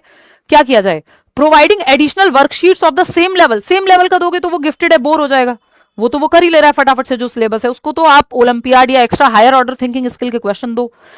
compacting the curriculum and engaging the learner in advanced open-ended mathematical investigations requiring higher order thinking। बात तो सही लग रही है, उसको तो चैलेंजिंग टास्क दोगे ना आप, जो बच्चा गिफ्टेड है वो इजी या मॉडरेट टास्क में तो बोर हो जाएगा। जैसे आज कई लोगों को ये क्वेश्चन करने में मजे आ रहे होंगे क्योंकि ये मुश्किल है। Assigning the learner to mentor classmates during every mathematics lesson. ऐसा नहीं कि दूसरे बच्चों को मेंटोर करने को कह दो, भाई आपको उसकी एबिलिटी भी तो रखनी है साथ में। Allowing the learner to independently explore mathematics beyond the text book without any structured guidance. नहीं भाई, फिर आपका क्या रोल रह गया? ये तो वो कर ही लेगा अपने इंटरेस्ट के लिए, खुद से ही पढ़ना होगा तो सेकेंड ऑप्शन यहाँ सही है कि पाठ्यचर्या के संग्रहण करते हुए उच्च स्तरीय चिंतन की अपेक्षा वाले उन्नत एवं मुक्त, यानी ओपन एंडेड और हायर ऑर्डर थिंकिंग स्किल्स, जिसमें दिमाग ज्यादा खर्च हो, यानी चैलेंजिंग क्वेश्चंस आप उसको दीजिए, ओलंपियाड में इन्वॉल्व कराइए, कोई और एनरिचमेंट प्रोग्राम चल रहा हो गवर्नमेंट का, एक्सेलरेशन प्रोग्राम हो, उन सब में इन्वॉल्व कराइए। गिफ्टेड बच्चों के लिए अच्छे होते हैं, इनका आईक्यू अच्छा है और ये मैथमेटिक्स में स्पेशली बेहतर है। क्वेश्चन नंबर है 16। क्या कहता है question number 16? A student attributes their failure. बच्चा अपनी असफलता का जो ठीकरा है वो कहां फोड़ता है? A science test entirely A student attributes their failure in a science test entirely to the teacher setting an unfairly difficult paper. कि भाई टीचर ने जो है एक डिफिकल्ट अनफेयर डिफिकल्टी वाला यानी अनुचित रूप से कठिन, जरूरत से ज्यादा कठिन पेपर बना दिया था, इसलिए मैं फेल हो गया हूं, rather than their own lack of study preparation, बजाय कि इसके कि उसने ठीक से पढ़ाई ही नहीं की थी. According to attribution theory in educational psychology, this student is exhibiting. Attribution theory होती है कि आप किस चीज पे ठीकरा फोड़ते हैं, अपनी सफलता या असफलता का, यानी आप जिम्मेदार किसको मानते हैं. तो अगर आप एक्सटर्नल एट्रीब्यूशन पे जाएंगे तो आप बाहरी कारक ढूंढेंगे. पेपर मुश्किल आ गया था, बारिश हो रही थी, फलाने ने नजर लगा दी थी, टीचर ने अच्छा नहीं पढ़ाया था, दुनिया खत्म होने वाली थी इसलिए नहीं पढ़ पाया था. ये है एक्सटर्नल एट्रीब्यूशंस. इंटरनल एट्रीब्यूशन क्या है कि आप देखते हो कि आप क्या कर सकते थे. आपकी मेहनत में कमी थी, पेपर सबके लिए मुश्किल आया था, उसी में कुछ लोगों का सिलेक्शन होगा, उसी में कुछ लोगों का सिलेक्शन नहीं होगा, है ना. पेपर सबके लिए मुश्किल आया था, सेम टीचर से पढ़ के लोगों का सिलेक्शन भी होगा. 50 चीजें हैं, यानी आप देखते हो मेरी कमी कहां रह गई. तो अगर यहां पे बच्चा कह रहा है कि मैं फेल इसलिए हुआ क्योंकि टीचर ने अनफेयरली डिफिकल्ट पेपर बना दिया था, तो पहले से एक तो आप ये अज्यूम नहीं करोगे कि ये सही रीजन है. अब यहां पे वो ये नहीं देख रहा कि ओन लैक ऑफ स्टडी, खुद की पढ़ाई कम की, प्रिपरेशन कम की, इसलिए फेल हुआ है. तो ये जो एट्रीब्यूशन थियरी है एजुकेशनल साइकोलॉजी में, वो क्या कहेगी, इंटरनल एट्रीब्यूशन है या बाहर है. ये एक्सटर्नल एट्रीब्यूशन है. External attribution uncontrollable locus of causality, यानी यहां पे locus of control, locus of control मतलब सेंटर ऑफ मोटिवेशन कह लीजिए या सेंटर ऑफ एफर्ट जो है वो बाहर है. और बाहर की चीजें अनकंट्रोलेबल होती हैं. आप कहें मैं सुबह रोज दिया जलाऊं या नमाज पढ़ूं, या मैं रोज, अगर आप जिस भी धर्म से हैं, या मैं चर्च जाऊं, या 50 ये चीजें कर लूं, ये हैक कर लूं, वो कर लूं, और इससे मैं पास हो जाऊंगा, तो आपका सारा फोकस किस पे, अनकंट्रोलेबल चीज पे है कि लक कैसा होगा, जो चीज आपने जितनी पढ़ी है वो पेपर में आएगी नहीं आएगी. ये एक्सटर्नल चीजें हैं. एक्सटर्नल चीजें आपके कभी भी कंट्रोल में नहीं होती, अनकंट्रोलेबल सिचुएशन है. और अनकंट्रोलेबल को आपको लाइफ में हमेशा सरेंडर करना होता है. आप फोकस करते हैं उस चीज पे जो कंट्रोलेबल हो, जो आपके बस में हो, जिसको आम भाषा में कहते हैं. तो कारण जो है वो बाहरी कारण है, कारण का बाहरी रीजन है ये, है ना. ये एक्सटर्नल कंट्रोल पे. और अनियंत्रित केंद्र, जो आप, एक तो ये ट्रांसलेशन कल ठीक होना चाहिए, बहुत ही खराब ट्रांसलेशन है. क्योंकि मैं इंग्लिश वाले पे ही ज्यादा ध्यान देती हूँ, तो मैंने इस तरफ देखा नहीं. कारण का आंतरिक नहीं, ये इंटरनल तब होता जब बच्चा कहता कि मेरी मेहनत या मेरी मेहनत में कमी थी इसलिए फेल हो गया. इंटरनल तब होता. मास्टरी अप्रोच में तो आप सब कुछ ही पढ़ के जाएंगे और इंट्रिंसिक भी होगा. मेटाकॉग्निशन कुछ नहीं है, यहाँ पे सीधा बाहर थोप दिया है उसने अनकंट्रोलेबल फैक्टर्स पे. ठीक है, ऐसे लोग और आपको मिल जाएंगे, हमेशा दुखी रहते हैं, क्योंकि सिचुएशन तो कभी भी, सारी चीजें आपके हाथ में थोड़ी होती हैं. क्वेश्चन नंबर 17, भाई आपके हाथ में आपकी मेहनत है. क्वेश्चन नंबर 17 देखिएगा, विच of the following statements is not correct regarding the profound influence of heredity and environment on child development. यानी आनुवांशिकता और वातावरण के विषय में कौन सा एक स्टेटमेंट है जो सही नहीं है, कि आनुवांशिकता यानी हेरिडिटी, आपके जीन्स और आपका एनवायरमेंट विकास को कैसे प्रभावित करता है. इसके बारे में गलत ऑप्शन आपको चूज करना है, क्योंकि इन्होंने पूछा कौन सा इनकरेक्ट है या नॉट है या नेगेटिव है. पहला ऑप्शन है, development is the product of a complex dynamic interaction between genetic predispositions and environmental experience. बिल्कुल सही है. डेवलपमेंट क्या है, प्रोडक्ट है हेरिडिटी और एनवायरमेंट की का गुणनफल है विकास. Heredity sets the potential limits और बाउंड्रीज. हाँ भाई, हेरिडिटी लिमिट सेट कर देती है, रॉ मटेरियल दे देती है कि विकास हो पाएगा, कि भाई आपका इंटेलिजेंस जो है कुछ ज्यादातर मोस्टली डिसाइड होता है आपकी हेरिडिटी से. अगर आप पहले ही रिटार्डेड बच्चा है तो उसको गिफ्टेड कैसे बनाओगे. तो वो लिमिट तो सेट कर देगी, लेकिन एनवायरमेंट बीच में रोल प्ले करेगा. एनवायरमेंट मिलेगा तब तो आप अपने हाईएस्ट पोटेंशियल तक पहुंच पाओगे. तो ये बात तो सही है, लिमिट सेट कर देती है आनुवंशिकता, हायर और लोअर लिमिट. जबकि पर्यावरण यह निर्धारित करता है कि उस क्षमता को किस हद तक पूरी तरह से साकार किया जाता है. ये बात भी सही है, ये बात भी सही है. हमें गलत बात ढूंढनी है. A child's physical eye color and blood type are primarily determined by socio-cultural environmental factors. नहीं भाई, हेरिडिटी से प्रभावित होते हैं. तो बच्चे की आंखों का रंग और उसका ब्लड ग्रुप जो है वो हेरिडिटी आनुवंशिकता से निर्धारित होंगे. इसमें एनवायरमेंट क्या करेगा, आपकी आंखों का रंग और आपका ब्लड टेस्ट या आपका डीएनए, ये सब तो जेनेटिक्स से निर्धारित है ना. इसमें एनवायरमेंट कुछ नहीं कर सकता. एनरिच्ड स्टिमुलेटिंग, ये कह रहे हैं समाज और संस्कृति से निर्धारित है. नहीं, गलत है. Enriched stimulating socio cultural environments can significantly enhance a child's cognitive development. ये बात सही है कि अगर अच्छा एनवायरमेंट मिले तो बच्चे का संज्ञानात्मक विकास जो है वो बेहतर हो सकता है. वाइगॉट्स्की ऐसा कह रहे हैं. तो हमें तो सही बात चाहिए नहीं थी, गलत चाहिए थी. थर्ड ऑप्शन गलत है, वही सही है क्योंकि पूछा ही गलत था. ठीक है ना, मतलब नॉट वाला क्वेश्चन पूछा है, नॉट पूछा है क्वेश्चन में, तो इनकरेक्ट ही ढूंढना है आपको जवाब. क्वेश्चन नंबर 18 देखिएगा, ये क्या कहता है. प्याजे पे सवाल है. Consider the following statements regarding Jean Piaget's constructivist epistemology. Statement 1 क्या है? Assimilation occurs when a child fundamentally alters or completely restructures an existing cognitive schema to incorporate entirely new contradictory information. खुद से बताना। सेकेंड ऑप्शन क्या है? Equilibration is the over arching self regulatory mechanism that drives cognitive development forward bye balancing the process of assimilation and accommodation. ये बात सही लग रही है, लेकिन ये बात हमें 2 रुपए की सही नहीं लग रही, ये तो गलत है। बात सही है। थर्ड ऑप्शन आप लोग कह रहे हैं दोनों सही हैं, वाह शाबाश, क्या बात है, बहुत जल्दी में रहते हो जवाब देने की, रट्टा लगाते हो, और बहुत दुख की बात है।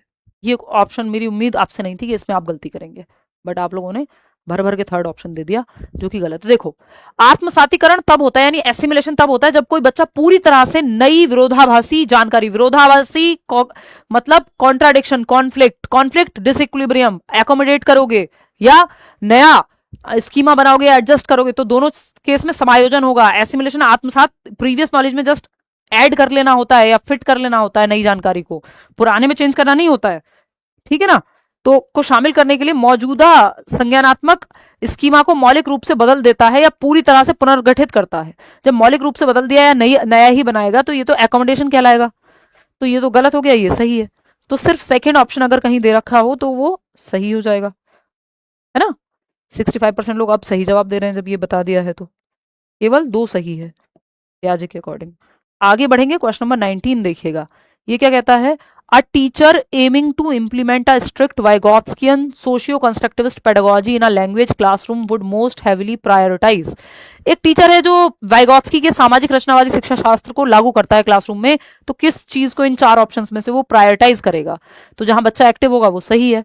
डी कॉन्टेक्चुअलाइज्ड ग्रामर ड्रिल्स, रट्टाफिकेशन, बार बार अभ्यास कराते रहो, प्रयास कराते रहो, 2 एकम 2, 2 दूनी 4 कराते रहो, वो भी डी कॉन्टेक्चुअलाइज्ड, कॉन्टेक्स्ट में नहीं है, संदर्भ में नहीं है, बच्चे के जीवन से जुड़ा हुआ नहीं है, कोऑर्डिनेटेड नहीं है, तो ये तो वाइगॉट्स की कभी नहीं चाहेंगे, इसमें बच्चा एक्टिव नहीं है, रटना पड़ेगा उसे। रोट वोकैबुलरी भी लिखा हुआ है। Peer collaborative reading and culturally situated story telling, culture और समाज यानी ग्रुप्स में सीख रहा है बच्चा, ये बेहतर है, बच्चा एक्टिव है यहाँ, जहां बच्चा एक्टिव है वो ऑप्शन सही है। Reciprocal teaching strategies involving summarizing, questioning, clarifying और प्रिडिक्टिंग, इसको SQCP भी बोलते हैं, ये रेसिप्रोकल टीचिंग में होता है। स्ट्रिक्ट कॉम्पिटिटिव ग्रेडिंग पे या कंपटीशन पे जोर वाइगॉट्स्की ना पियाजे, दोनों में से कोई नहीं देता, बच्चा एक्टिव नहीं है, ये बच्चे के पक्ष में नहीं है ये दोनों ऑप्शन, तो सेकंड और थर्ड ऑप्शन ही पक्ष में। 89% लोग सही जवाब दे रहे हैं, सेकंड ऑप्शन, ठीक है ना। रेसिप्रोकल टीचिंग क्या होता है? बेसिकली टीचर और बच्चे दोनों एक्टिव हैं, वाइगॉट्स्की की क्लास है, टीचर अपनी भूमिका धीरे धीरे कम करता रहता है, बट बीच बीच में इंटरेक्ट करता है बच्चों को। मान लो ये जो एक समराइज करना है, कोई स्टोरी है उसका समराइज करना है, क्वेश्चंस पूछेगा दूसरा बच्चा, तीसरा बच्चा है जो क्लैरिफाई करेगा उस थॉट को, चौथा बच्चा है जो बाद में जाकर के प्रिडिक्ट कर रहा होगा कि भाई किस अब आगे क्या होगा इस कहानी में। टीचर भी एक्टिव है, बच्चा भी एक्टिव है, बच्चे सवाल पूछ रहे हैं, टीचर भी इन्वॉल्व है, और धीरे धीरे टीचर अपनी भूमिका कम करते जाता है, बच्चे और ज्यादा एक्टिव होते जाते हैं। तो टीचर बच्चे से, बच्चा टीचर से यहाँ सीखता है, इसमें कोई भी दो राय नहीं है। अगर कोई कहता है कि ये बात सही नहीं है, ये सही है। रेसिप्रोकल मतलब दोनों तरफ से एक्टिव है, और पीयर कोलैबोरेशन सेकंड और थर्ड तो सही है, सिंपल खत्म, सेकंड ऑप्शन।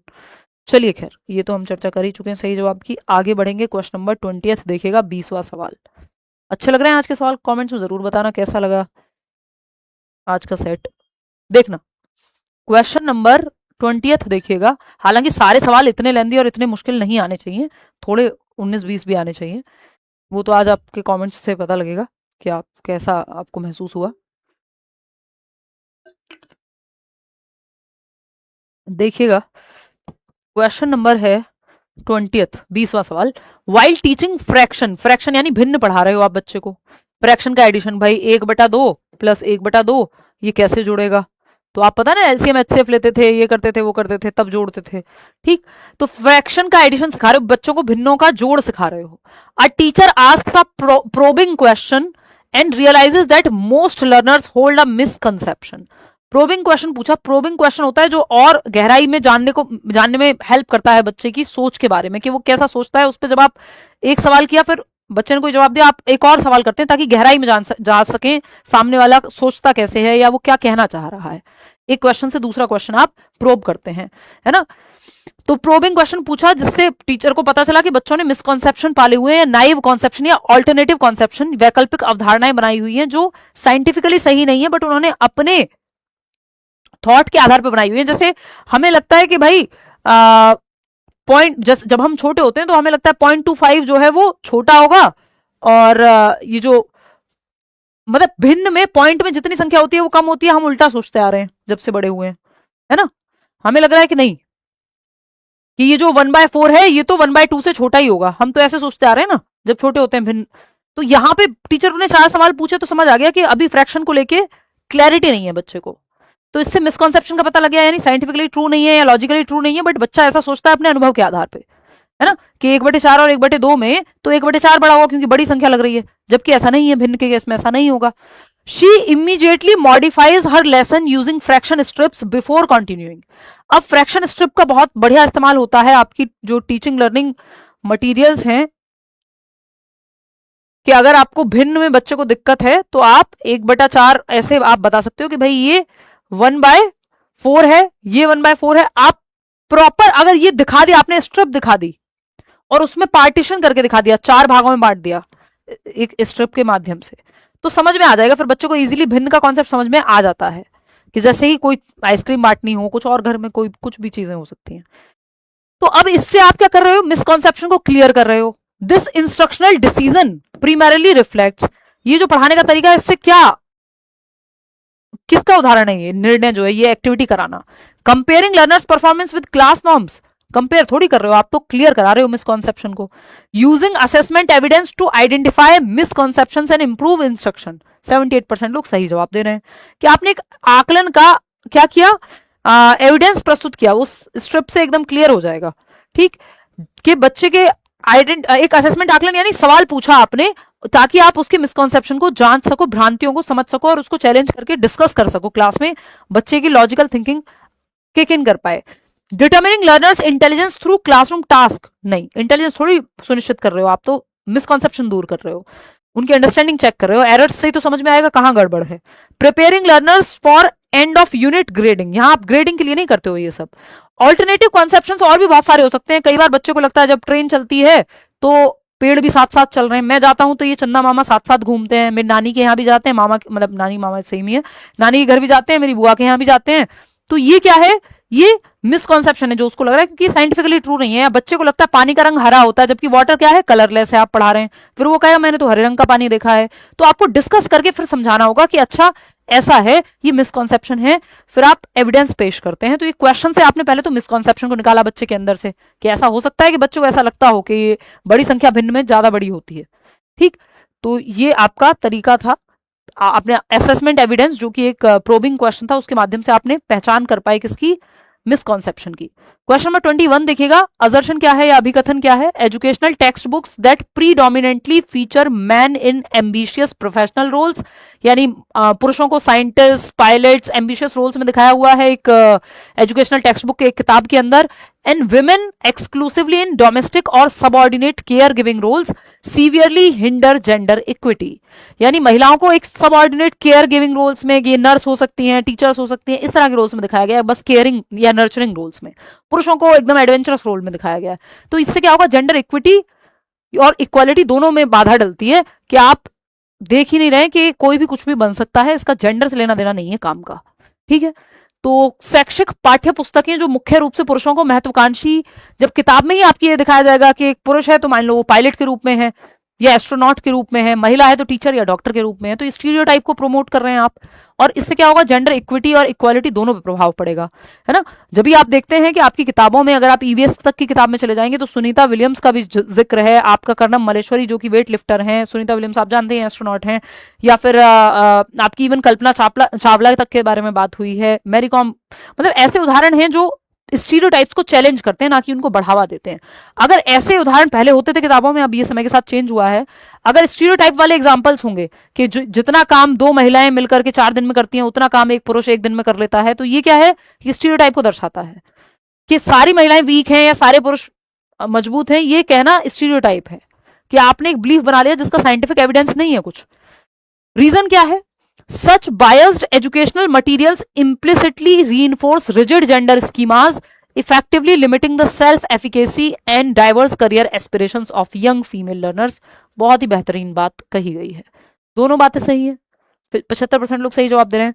इस तरह की पक्षपाती शैक्षिक सामग्री अगर अनजाने में कठोर जेंडर स्कीमा को सुदृढ़ करती है कि आप बस मान लेते हो कि अच्छा मैं लड़की हूं तो मैं तो ये बन सकती हूँ, ये तो मेरे ऑप्शन में ही नहीं है कि मैं एस्ट्रोनॉट बन जाऊं या मैं आर्मी में चले जाऊं, है ना, क्योंकि वही 4 एग्जाम्पल आपने देखे हैं। तो इससे ये रिजिड जेंडर स्कीमा बन जाएंगे, जबकि रिजिड नहीं होने, फ्लेक्सिबल जेंडर स्कीमा हो कि कोई भी कुछ भी कर सकता है, पापा भी केयरिंग हो सकते हैं, मम्मी भी एडवेंचरस हो सकती हैं, ठीक है ना। जो युवा महिला शिक्षार्थियों की आत्म प्रभाव काटे, सेल्फ एफिकेसी को, कि वो क्या चीजें नहीं कर सकती, अरे मैं तो लड़की हूं, कई लोग कहते हैं लड़की होके ये कर ले रही है, लड़की होके ये कर ले रही है मतलब कोई भी कुछ भी कर सकता है। तो ये क्योंकि वो जेंडर रिजिड जेंडर स्कीमास बनाए हुए हैं, ये लड़कियां करती हैं तो उनको ज्यादा प्रेज किया जाता है, उसका रीजन वो इक्विटी पे आधारित है, क्योंकि अपॉर्चुनिटीज उतनी ही नहीं मिली है बराबरी की, ठीक। वो वैसा ही है कि जैसा आप सुनते हैं कि कोई गरीब घर से जो है आईएएस बन गया, बहुत खराब परिस्थितियों से, क्योंकि वो करने के लिए उसको बहुत सारी बाधाओं को पार करना पड़ा है जो नॉर्मल से ज्यादा थी। एनीवे, और विविध करियर आकांक्षाओं को प्रभावी ढंग से सीमित करती है। ठीक बात है, दोनों ही सही हैं, ये आपने सही जवाब दे भी दिया है, बोथ एएनआर आर ट्रू, कि अगर ऐसा होगा तो जो सेल्फ एफिकेसी है यानी खुद की क्षमताओं में विश्वास, वो कम हो जाएगा बच्चे का। आगे बढ़ेंगे, क्वेश्चन नंबर 22, 22वां सवाल देखिएगा क्या कहता है भैया।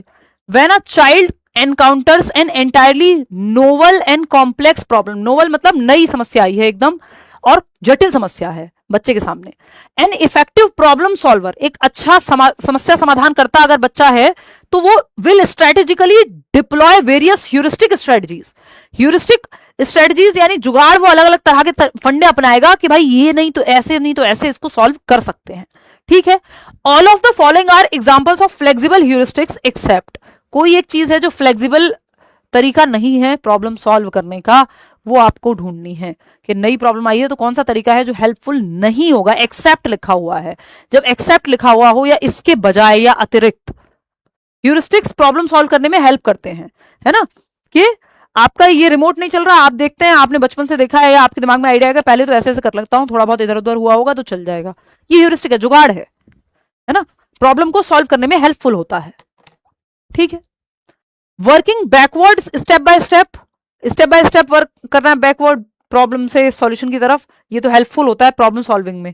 क्या हेल्पफुल नहीं है समस्या समाधान में, वो ऑप्शन उठाना है आपको। यूजिंग एनालॉजिकल थिंकिंग, एनालॉजी भी हेल्पफुल होती है प्रॉब्लम सॉल्विंग में। Breaking down the complex task, ये भी हेल्पफुल होता है मीन्स एंड एनालिसिस, कि आप मुश्किल जटिल समस्या को टुकड़ों में तोड़ लो। Blindly applying a fixed mathematical algorithm, सिर्फ एक एल्गोरिथम भी हेल्पफुल होता है, लेकिन ब्लाइंडली अप्लाइंग, आंख बंद करके एक ही एल्गोरिथम को आप अप्लाई किए जा रहे हैं, वो तरीका सही नहीं है। एल्गोरिथम वैसे हेल्पफुल होता है क्योंकि step by step problem solving का एक तरीका है, बट हर जगह एक ही तरीके को आप अपना नहीं सकते, वो फंक्शनल फिक्सनेस हो जाएगा। तो फोर्थ ऑप्शन गलत है, जो गलत है वही सही है क्योंकि पूछा ही गलत है, एक्सेप्ट पूछा था हमसे किसके बजाय, तो इसको छोड़ के बाकी सब सही है, इसके बजाय, ठीक है। क्वेश्चन नंबर 23 देखिएगा, ये क्या कहता है भाई। A learner with profound hearing impairment, एक बच्चा है जिसको गंभीर रूप से श्रवण दोष है, सुनने में दिक्कत है, हैज गुड एकेडमिक एबिलिटी, लेकिन सीखने की क्षमता अच्छी रखता है, but participates less during classroom teaching, which classroom adaptation is most appropriate. गंभीर श्रवण बाधिता वाला एक शिक्षार्थी अच्छी शैक्षणिक क्षमता होने के उपरांत भी कक्षा में कम भाग लेता है, वो ठीक से पार्टिसिपेट नहीं कर पाता है, उसकी सहभागिता बढ़ाने के लिए सबसे उपयुक्त कक्षा अनुकूलन या तरीका कौन सा है कि एक बच्चा जिसको गंभीर रूप से श्रवण दोष है, सुनने में दिक्कत है, वो इन्वॉल्व हो क्लास में, क्योंकि वो सीखने की हायर एबिलिटी रखता है। भाई दिमाग का लेवल सुनने से थोड़ी निर्धारित होगा, हो सकता है बच्चे को दिखने में सुनने में दिक्कत हो या दिखने में दिक्कत हो, बट उसकी मेंटल एबिलिटी अच्छी हो तो वो सीख सकता है, बस आपको तरीका सही अपनाना है। तो उस बच्चे को आप पार्टिसिपेट करने के लिए कैसे मोटिवेट करोगे। थर्ड ऑप्शन आप में ज्यादातर लोग कह रहे हैं, चलो देख लेते हैं, पहले से शुरू करते हैं। Provide printed notes after every lesson so that the learner can study independently, teacher को पार्टिसिपेट कराना है, कक्षा में भागीदारिता चाहिए। ये तो बाद की चीजें हो गई कि आपने नोट्स दे दिए बाद में पढ़ लेना, ये कोई बात है, ये पार्टिसिपेशन में थोड़ी हेल्प कर रहा है, ओवरऑल लर्निंग में हेल्प करेगा, बट पार्टिसिपेशन बढ़ाना है आपको, भागीदारिता बढ़ानी है, बच्चों को एक्टिव रखना है, क्लास में इन्वॉल्व करना है कुल मिला के। सेकेंड ऑप्शन है seat the learner in a quiet corner and minimize verbal interaction to avoid confusion. बच्चों को कोने में बिठा दो। देखो ये कोने में बिठाने वाले ऑप्शन सबसे खराब होते हैं।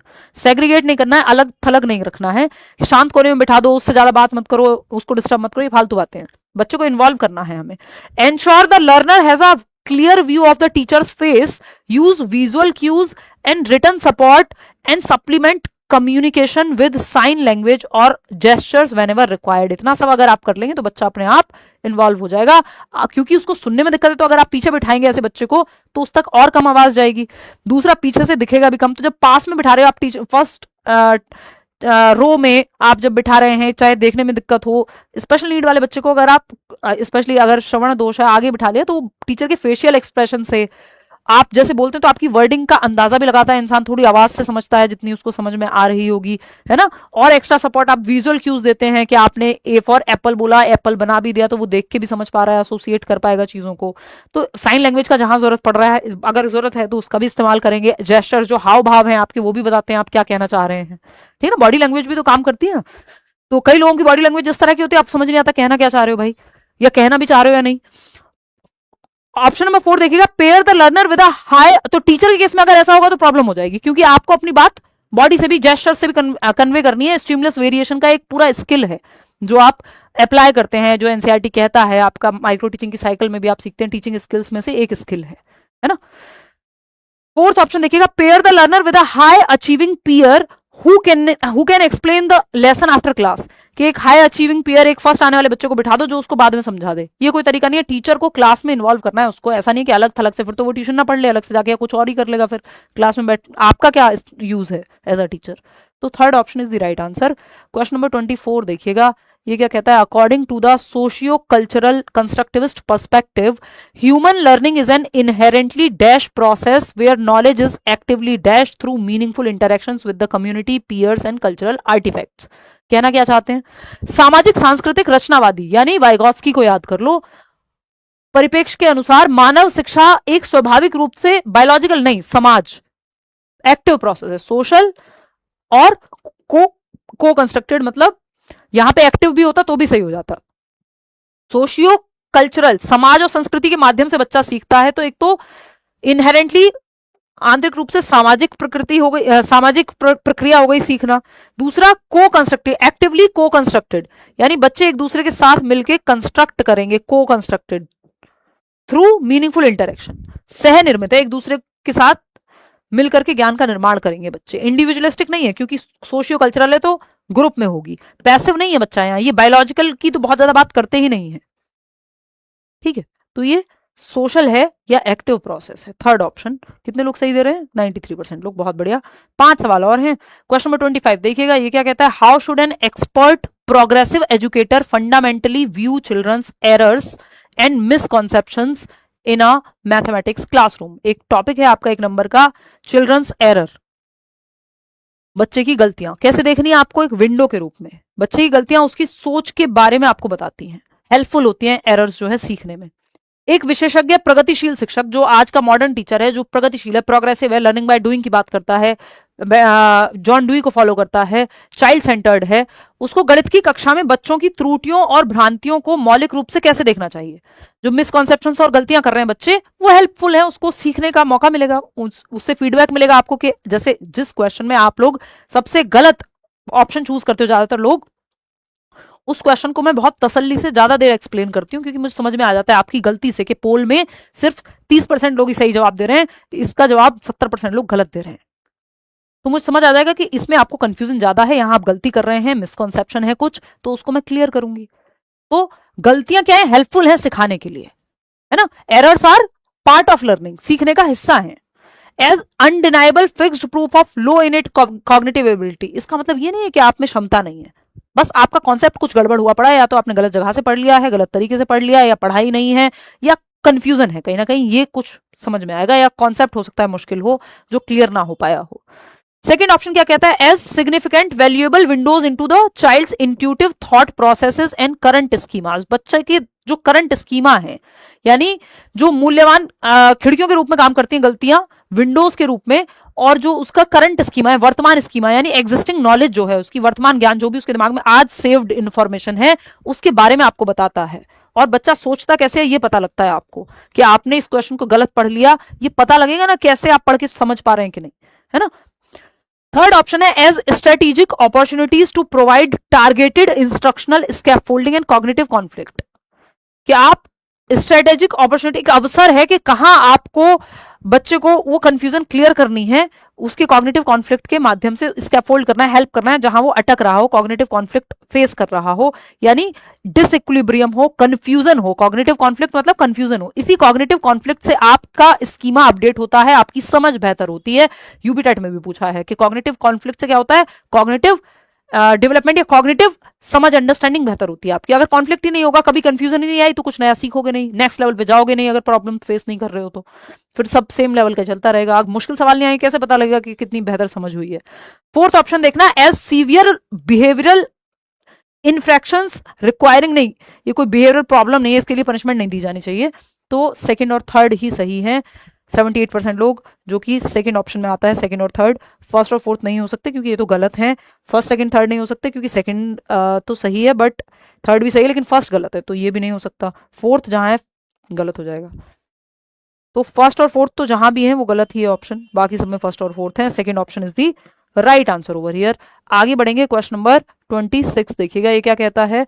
अ teacher discovers that many learners believe heavier objects always sink in water. अच्छा सवाल है, ध्यान से पढ़िएगा। एक शिक्षक को पता चला है कि बच्चे या शिक्षार्थी ये मानते हैं कि भारी वस्तुएं हमेशा पानी में डूब जाती हैं, यानी heavier objects always sink in water, जितना हैवी ऑब्जेक्ट होगा वो पानी में डूब जाएगा। कि कागज तो तैर रहा है जी, लेकिन एक कील जो है लोहे की वो डूब जा रही है। बच्चे को ये लग रहा है कि जिस चीज का वेट ज्यादा होगा वो डूब जाएगी पानी में, जबकि आप जहाज को चलते हुए देख रहे हैं, जहाज का वेट थोड़ी कम है, ज्यादा ही है। तो इमीडिएटली अब इसको आपको करेक्ट करने की बजाय कि आप तुरंत इसको करेक्ट करें, फिर क्या करेंगे आप, विच इंस्ट्रक्ट, मतलब क्या है, ये मिसकंसेप्शन है, ऑल्टरनेटिव कॉन्सेप्शन है बच्चे का, नाइव कॉन्सेप्शन है।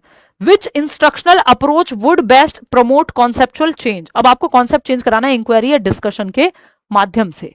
ये कि साइंटिफिक नहीं है बट बच्चे ने अपने अनुभव के आधार पे ऐसा बना लिया है दिमाग में कि पेड़ मेरे साथ चलते हैं, या पानी का तो रंग हरा होता है, नीला होता है, वॉटेवर, जो भी उसने अपने अनुभव के आधार पे सोचा है। या दूध तो मशीन पे मिलता है ना। 94% लोग सेकंड ऑप्शन कह रहे हैं। एक्सप्लेन द साइंटिफिक प्रिंसिपल, चलो मैं मार्क कर लेती हूँ। Explain the scientific principle first and ask learners to memorise it. रटवाने से थोड़ी प्रॉब्लम सॉल्व होगी। Ask learners to predict, test and compare the behaviour of different objects in water before discussing their observations. तो तुरंत आपने correct नहीं कराया, बच्चों को एक टास्क दिया, बच्चों को एक्टिव, जहां बच्चा एक्टिव है वो ऑप्शन वैसे भी सही होता है ना। जो सबसे ज्यादा एक्टिव बच्चा जिस ऑप्शन में है, जहां उसको खतरा भी नहीं है और एक्टिव भी है, कि भाई तुम ऑब्जर्व करना, आज घर पे जाके एक टब में, एक बकेट में, एक बाल्टी में, एक मग में पानी लेना और चीजें देखना, पेपर डालना और हैवी चीजें देखना, कौन सी चीज तैरती है, कौन सी चीज डूबती है। तो इससे बच्चे को अपने आप समझ में आएगा कि चीजें वर्क कैसे कर रही हैं। वो अगले दिन आएगा ये करके, तो और फिर उस पर चर्चा होगी। तो ये जो नाइव कॉन्सेप्शन था तुरंत ठीक नहीं हुआ, बट आपने उसको इंक्वायरी के थ्रू बच्चे को एक्टिव करके, अब वो कभी भूलेगा नहीं जब ये खुद से करके देख लेगा और इस पर चर्चा होगी। तो inform learners that their belief is incorrect. ये इन्फॉर्म करने से बात नहीं चलेगी और करेक्ट आंसर दे दो, नहीं, करेक्ट आंसर तक पहुंचाओ तो ज्यादा बेहतर है, बजाय कि तुरंत करेक्ट आंसर देने के। ठीक है ना। जैसे आप लोग कहते हैं भाई ये थर्ड ऑप्शन सही है, आप लोग दे रहे हैं जवाब, ये गलत है, तो मैं कहूंगी हाँ ठीक है मैं मार्क कर लेती हूँ, अब डिस्कस करते हैं। तो वो डिस्कस करने से बाकी सब क्यों गलत है ये समझ में आ जाएगा। नहीं तो सीधा मैं कह सकती हूँ हाँ सेकंड सही है, चलो आगे बढ़ते हैं, अगर आप गलत जवाब भी दे रहे हैं तो। इग्नोर द मिसकॉन्सेप्शन, इग्नोर नहीं करना है, इसको कराना तो ठीक ही है। मिसकॉन्सेप्शन या भ्रांतियां या ऑल्टरनेटिव वैकल्पिक अवधारणाएं, इनको करेक्ट कराना होता है। कई बार डिस्कशन के बाद कई बार इमीडिएट सॉल्यूशन या चर्चा होती है, नहीं तो जनरली आप अवॉइड करते हैं इमीडिएटली, नहीं तो कोई एक्टिविटी करा के या उस पर डिस्कशन करा के उसको ठीक करें। तो सेकंड ऑप्शन सबसे ज्यादा बच्चा एक्टिव है यहाँ और ये सही तरीका होगा। क्वेश्चन नंबर 27 देखिएगा। आज के सवाल सारे ही जो है लेंदी रहे हैं। क्वेश्चन नंबर 27 कहता है student from a socio economically marginalised background, यानी सामाजिक आर्थिक रूप से कमजोर वर्ग से आता है बच्चा, ईडब्ल्यूएस कैटेगरी का है ये मान लो आप। डिमॉन्स्ट्रेट्स हाई प्रैक्टिकल इंटेलिजेंस, बच्चे में प्रैक्टिकल इंटेलिजेंस बहुत ज्यादा है। प्रॉब्लम सॉल्विंग स्किल्स है, समस्याओं का समाधान कर लेता है, व्यावहारिक बुद्धि है, जुगाड़ू टाइप का है, स्ट्रीट स्मार्ट है, तो ये तो अच्छी चीजें हैं। And problem solving skills in everyday community task, जो कम्युनिटी टास्क जिस कम्युनिटी में वो रहता है वहां एवरीडे प्रॉब्लम सॉल्विंग वो कर पाता है, but consistently fails to achieve success in formal school assessments. लेकिन जो औपचारिक स्कूल में जो पेपर हो रहे हैं, औपचारिक रूप से जो पढ़ाई हो रही है, उसमें वो फेल हो जा रहा है। Drawing on contemporary educational psychology, यानी जो समकालीन मॉडर्न डे की साइकोलॉजी है उसको अगर हम फोकस में रखें तो how should a progressive educator synthesize this phenomenon. एक प्रगतिशील शिक्षक को, जो बच्चे को चाइल्ड सेंटर्ड मेथड को अपनाता है, इस घटना का संश्लेषण कैसे करना चाहिए कि क्या रीजन हो सकता है कि बच्चे की प्रैक्टिकल इंटेलिजेंस हाई है, प्रॉब्लम सॉल्विंग अच्छी है, लेकिन कम्युनिटी टास्क में जहां सोशली उसको एक्टिव होना हो या अपनी कम्युनिटी में जो टास्क हो रहे हैं, लेकिन वो पेपर में या स्कूल बेस्ड, स्कूल के जो असेसमेंट्स हैं जो फॉर्मल हैं, जो औपचारिक हैं, जिनमें पेपर पेंसिल का ही प्रयोग ज्यादा है, उसमें वो फेल हो जा रहा है। इसका कारण क्या हो सकता है? तो आप चाइल्ड सेंटर्ड अप्रोच अपनाएंगे तो आप बच्चे में कमी नहीं निकालेंगे, सिस्टम में कमी निकालेंगे। सिंपल है, ये फंडा आपको अपना लेना है। तो पहला ऑप्शन देखते हैं, the failure indicates a severe inherited genetic deficit in the students general intelligence. के गरीब परिवार से आया है तो बच्चा तो इंटेलिजेंट नहीं होगा। देखो, मैंने आपको कहा था कि आईक्यू पे इंटेलिजेंस पे प्रभाव पड़ता है सोशियो इकोनॉमिक स्टेटस का।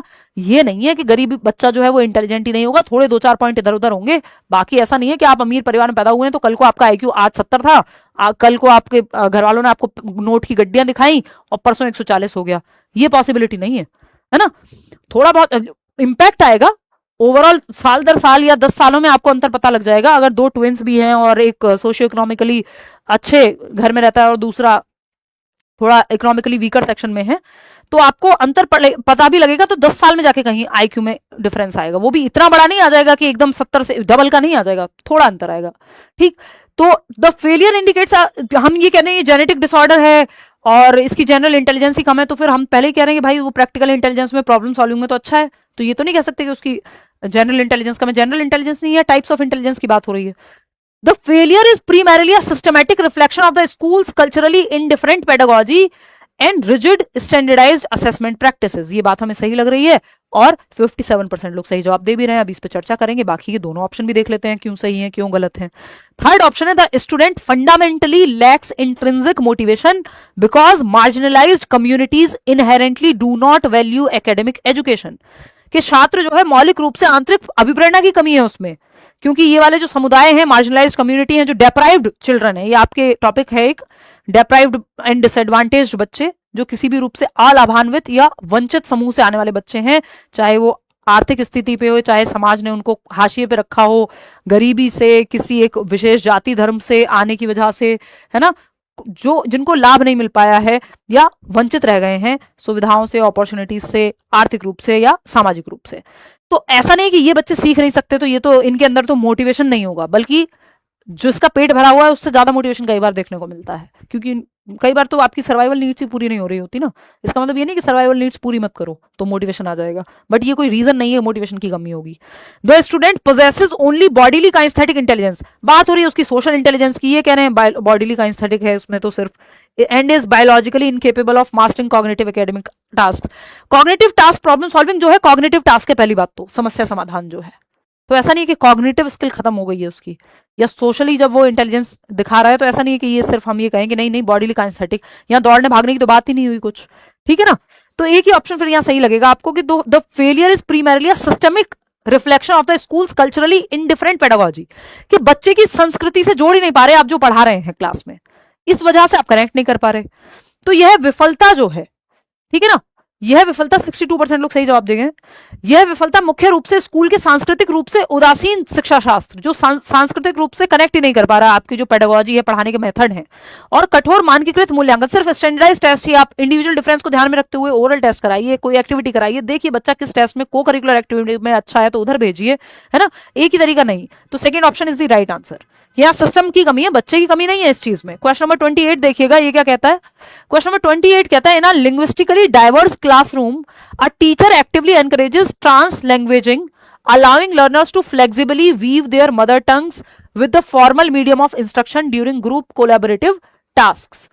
This pedagogical application directly synthesizes the principles of, यानी एक भाषाई रूप से विविध कक्षा है जहां अलग अलग भाषाएं बोलने वाले विद्यार्थी हैं, बच्चे हैं।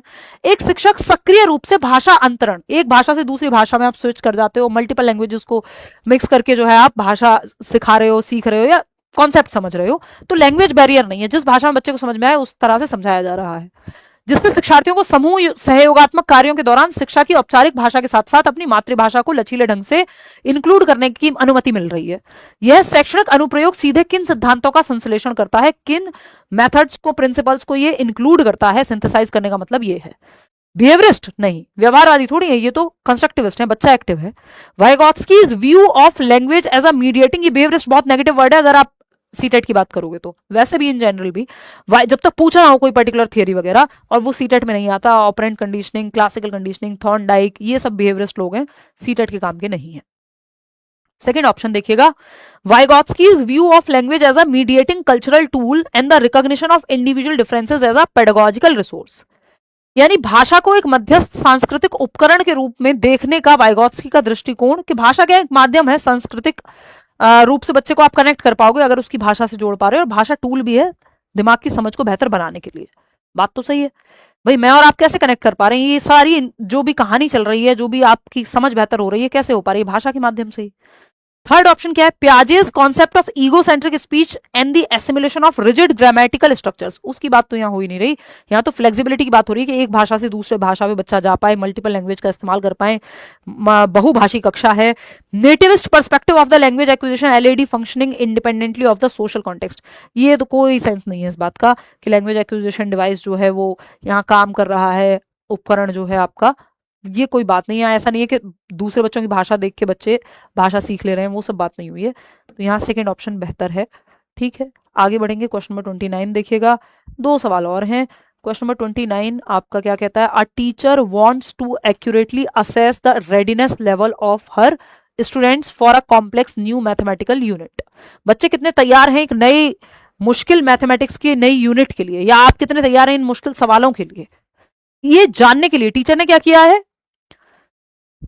But she is redness level आकलन करना चाहती है, जांचना चाहती है, इसके लिए मैंने फोर्थ जो टेस्ट था वो कंपैरेटिवली इजी था, आपकी फुल मार्क्स सीरीज की जो क्लास 4 थी, अगर नहीं देखे इससे पहले के सेशन तो देख लेना, नहीं तो दिमाग उड़ जाएगा अगर आज डायरेक्टली यहीं से शुरू कर रहे हो तो उससे पहले आपको जब क्लास 4 कराई तो आपको लगा नहीं यार कुछ सवाल आसान है, तो मैंने ठीक है थोड़ा मुश्किल कर देते हैं, तो आपका रेडीनेस लेवल कि अब मुश्किल पे जाने के लिए आप तैयार हैं कि नहीं, पता चल गया, आकलन कर लिया जब उससे प्रीवियस टास्क से।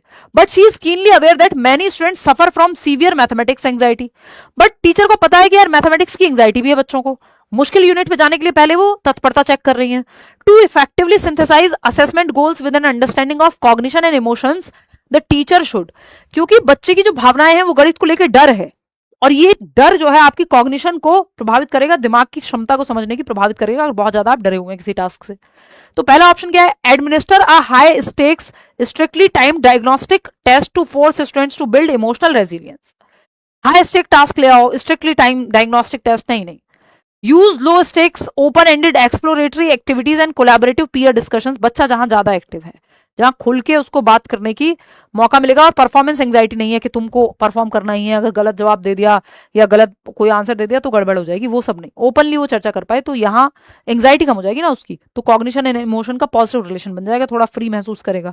थर्ड ऑप्शन है completely bypass the readiness assessment, कि रेडनेस की जरूरत ही नहीं है, नहीं रेडनेस की जरूरत है, पब्लिकली रैंक कर देंगे बच्चे को, फालतू बातें हैं, सब नेगेटिव टर्म्स हैं, तो सेकंड ऑप्शन 87% लोग सही जवाब दे पा रहे हैं।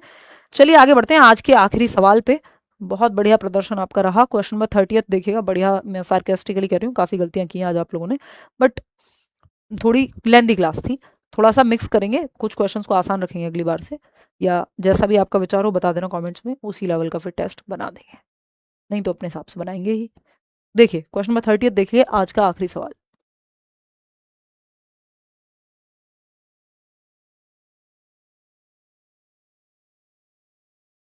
तीस सवाल में 90 मिनट लग जाते हैं, 3 मिनट एक सवाल पे लगना कोई बुरी बात नहीं है, क्योंकि हम पढ़ भी रहे हैं, आपको पोल में जवाब देने का भी मौका मिल रहा है, प्रॉपर एक्सप्लेनेशन भी हो रही है, तो 1.5 घंटा अगर 30 क्वेश्चन पे लग रहा है, इस तरह के लेंदी क्वेश्चन पे लग रहा है तो ठीक है, बहुत समय नहीं लग रहा है।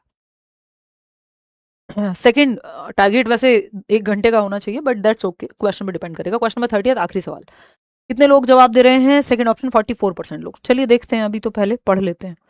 A student consistently scores low in mathematics and has started believing that I do not have the brain for maths, and no matter how hard I try, I will never pass. This student is exhibiting symptoms of what? Mastery avoidance goal, learned helplessness, internal controllable attribution या intrinsic motivation. देख लेते हैं। एक छात्र गणित में लगातार कम अंक प्राप्त करता है, मैथ्स में लगातार कम नंबर आते जा रहे हैं, और यह मानने लगा है कि मेरे पास गणित के लिए दिमाग नहीं है या मेरे अंदर गणितीय क्षमता ही नहीं है, क्योंकि लगातार नंबर कम आ रहे हैं, और चाहे मैं कितनी भी कोशिश कर लूं मैं कभी पास नहीं होऊंगा, ये मान रहा है बच्चा। क्यों? क्योंकि बार बार रिपीटेड फेलियर हो रहा है ना, कि यार इस बार भी ब्रेकअप हो गया, इस बार भी ब्रेकअप हो गया, तो मुझे तो कोई मिलने नहीं वाला, मुझे तो अकेले ही रहना पड़ेगा। तो ये मल्टीपल रीजन से अगर आपने ही मान लिया तो फिर आपको देखना चाहिए आमिर खान जी को कि कोई बात नहीं, अभी भी होप बाकी है इस देश में, है ना। आज मैं कोई मीम देख रही थी कि मेरे हिस्से की शादी भी जो है आमिर खान ने कर ली है, तो अगली बार से मुझे कोई पूछेगा तो मैं यही जवाब देने वाली हूँ। मजाक की बात है, उनका व्यक्तिगत जीवन है, उनकी मर्जी, है ना। देखिए, तो कुल मिला के बात यह है कि मल्टीपल ब्रेकअप्स होने के बाद ये नहीं सोचना है ना, या मल्टीपल फेलियर्स जब आपको मिल रहे हैं तो ऐसा नहीं है कि आप प्रयास सही तरीके से करेंगे तो नहीं कर पाएंगे, है ना। अनटिल एंडलेस बहुत ही ऐसी चीज नहीं है जो बहुत साइंटिफिक एप्टीट्यूड मांगती है, उसमें आपने एप्टीट्यूड टेस्ट करा लिया है और आपको बताया गया है हाँ नहीं है एप्टीट्यूड। जनरली बच्चे के केस में हम ये मानते हैं हर बच्चा सीख सकता है, तो आपको तरीका बदलना है बस, समझ गए। चलिए आ जाइए। तो यह छात्र किसके लक्षण प्रदर्शित कर रहा है बताइए? तो this student is exhibiting symptoms of learned helplessness. Learned helplessness नहीं आनी है, अच्छे उदाहरण समाज में देखते रहना है ना, कि मुझे तो कोई नहीं मिलेगा, अच्छे उदाहरण आपको देखने हैं तो लर्नड हेल्पलेसनेस चली जाएगी। एनीवे, मजाक कर रही हूँ। Mastery avoidance goals. देखिए, मास्टरी अवॉइडेंस में तो ये होता है कि आप मास्टरी को अवॉइड कर रहे हो, और मास्टरी अवॉइडेंस नहीं होता, फेलियर अवॉइडेंस गोल होते हैं, मास्टरी ओरिएंटेड गोल्स होते हैं कि आपको सब कुछ जानना है, सब कुछ सीखना है, फेलियर से बचना चाह रहे हैं, वो फेलियर अवॉइडेंस होता है, तो ये तो बनता ही नहीं है। इंटरनल कंट्रोलेबल एट्रीब्यूशन, इंटरनल तो डाला ही नहीं उसने, तो कह दिया कंट्रोलेबल पे उसका फोकस नहीं है, उसको लग रहा है ये इंटरनल तो मान लिया उसने, लेकिन लग रहा है अनकंट्रोलेबल है, इसको कंट्रोल ही नहीं कर सकता, मेरे हाथ में ही नहीं है, तो ये कंट्रोलेबल इसलिए नहीं रहा। अगर कंट्रोलेबल इंटरनल तो है कि हाँ मेरे से नहीं हो पा रहा है या रीजन मेरे अंदर है, मैं एफर्ट करूं तो हो जाएगा, लेकिन कंट्रोलेबल नहीं मान रहा, वो अनकंट्रोलेबल मान रहा है कि मेरे हाथ के से बाहर की बात है, इंट्रिंसिक मोटिवेशन नहीं है इसमें कोई रीजन।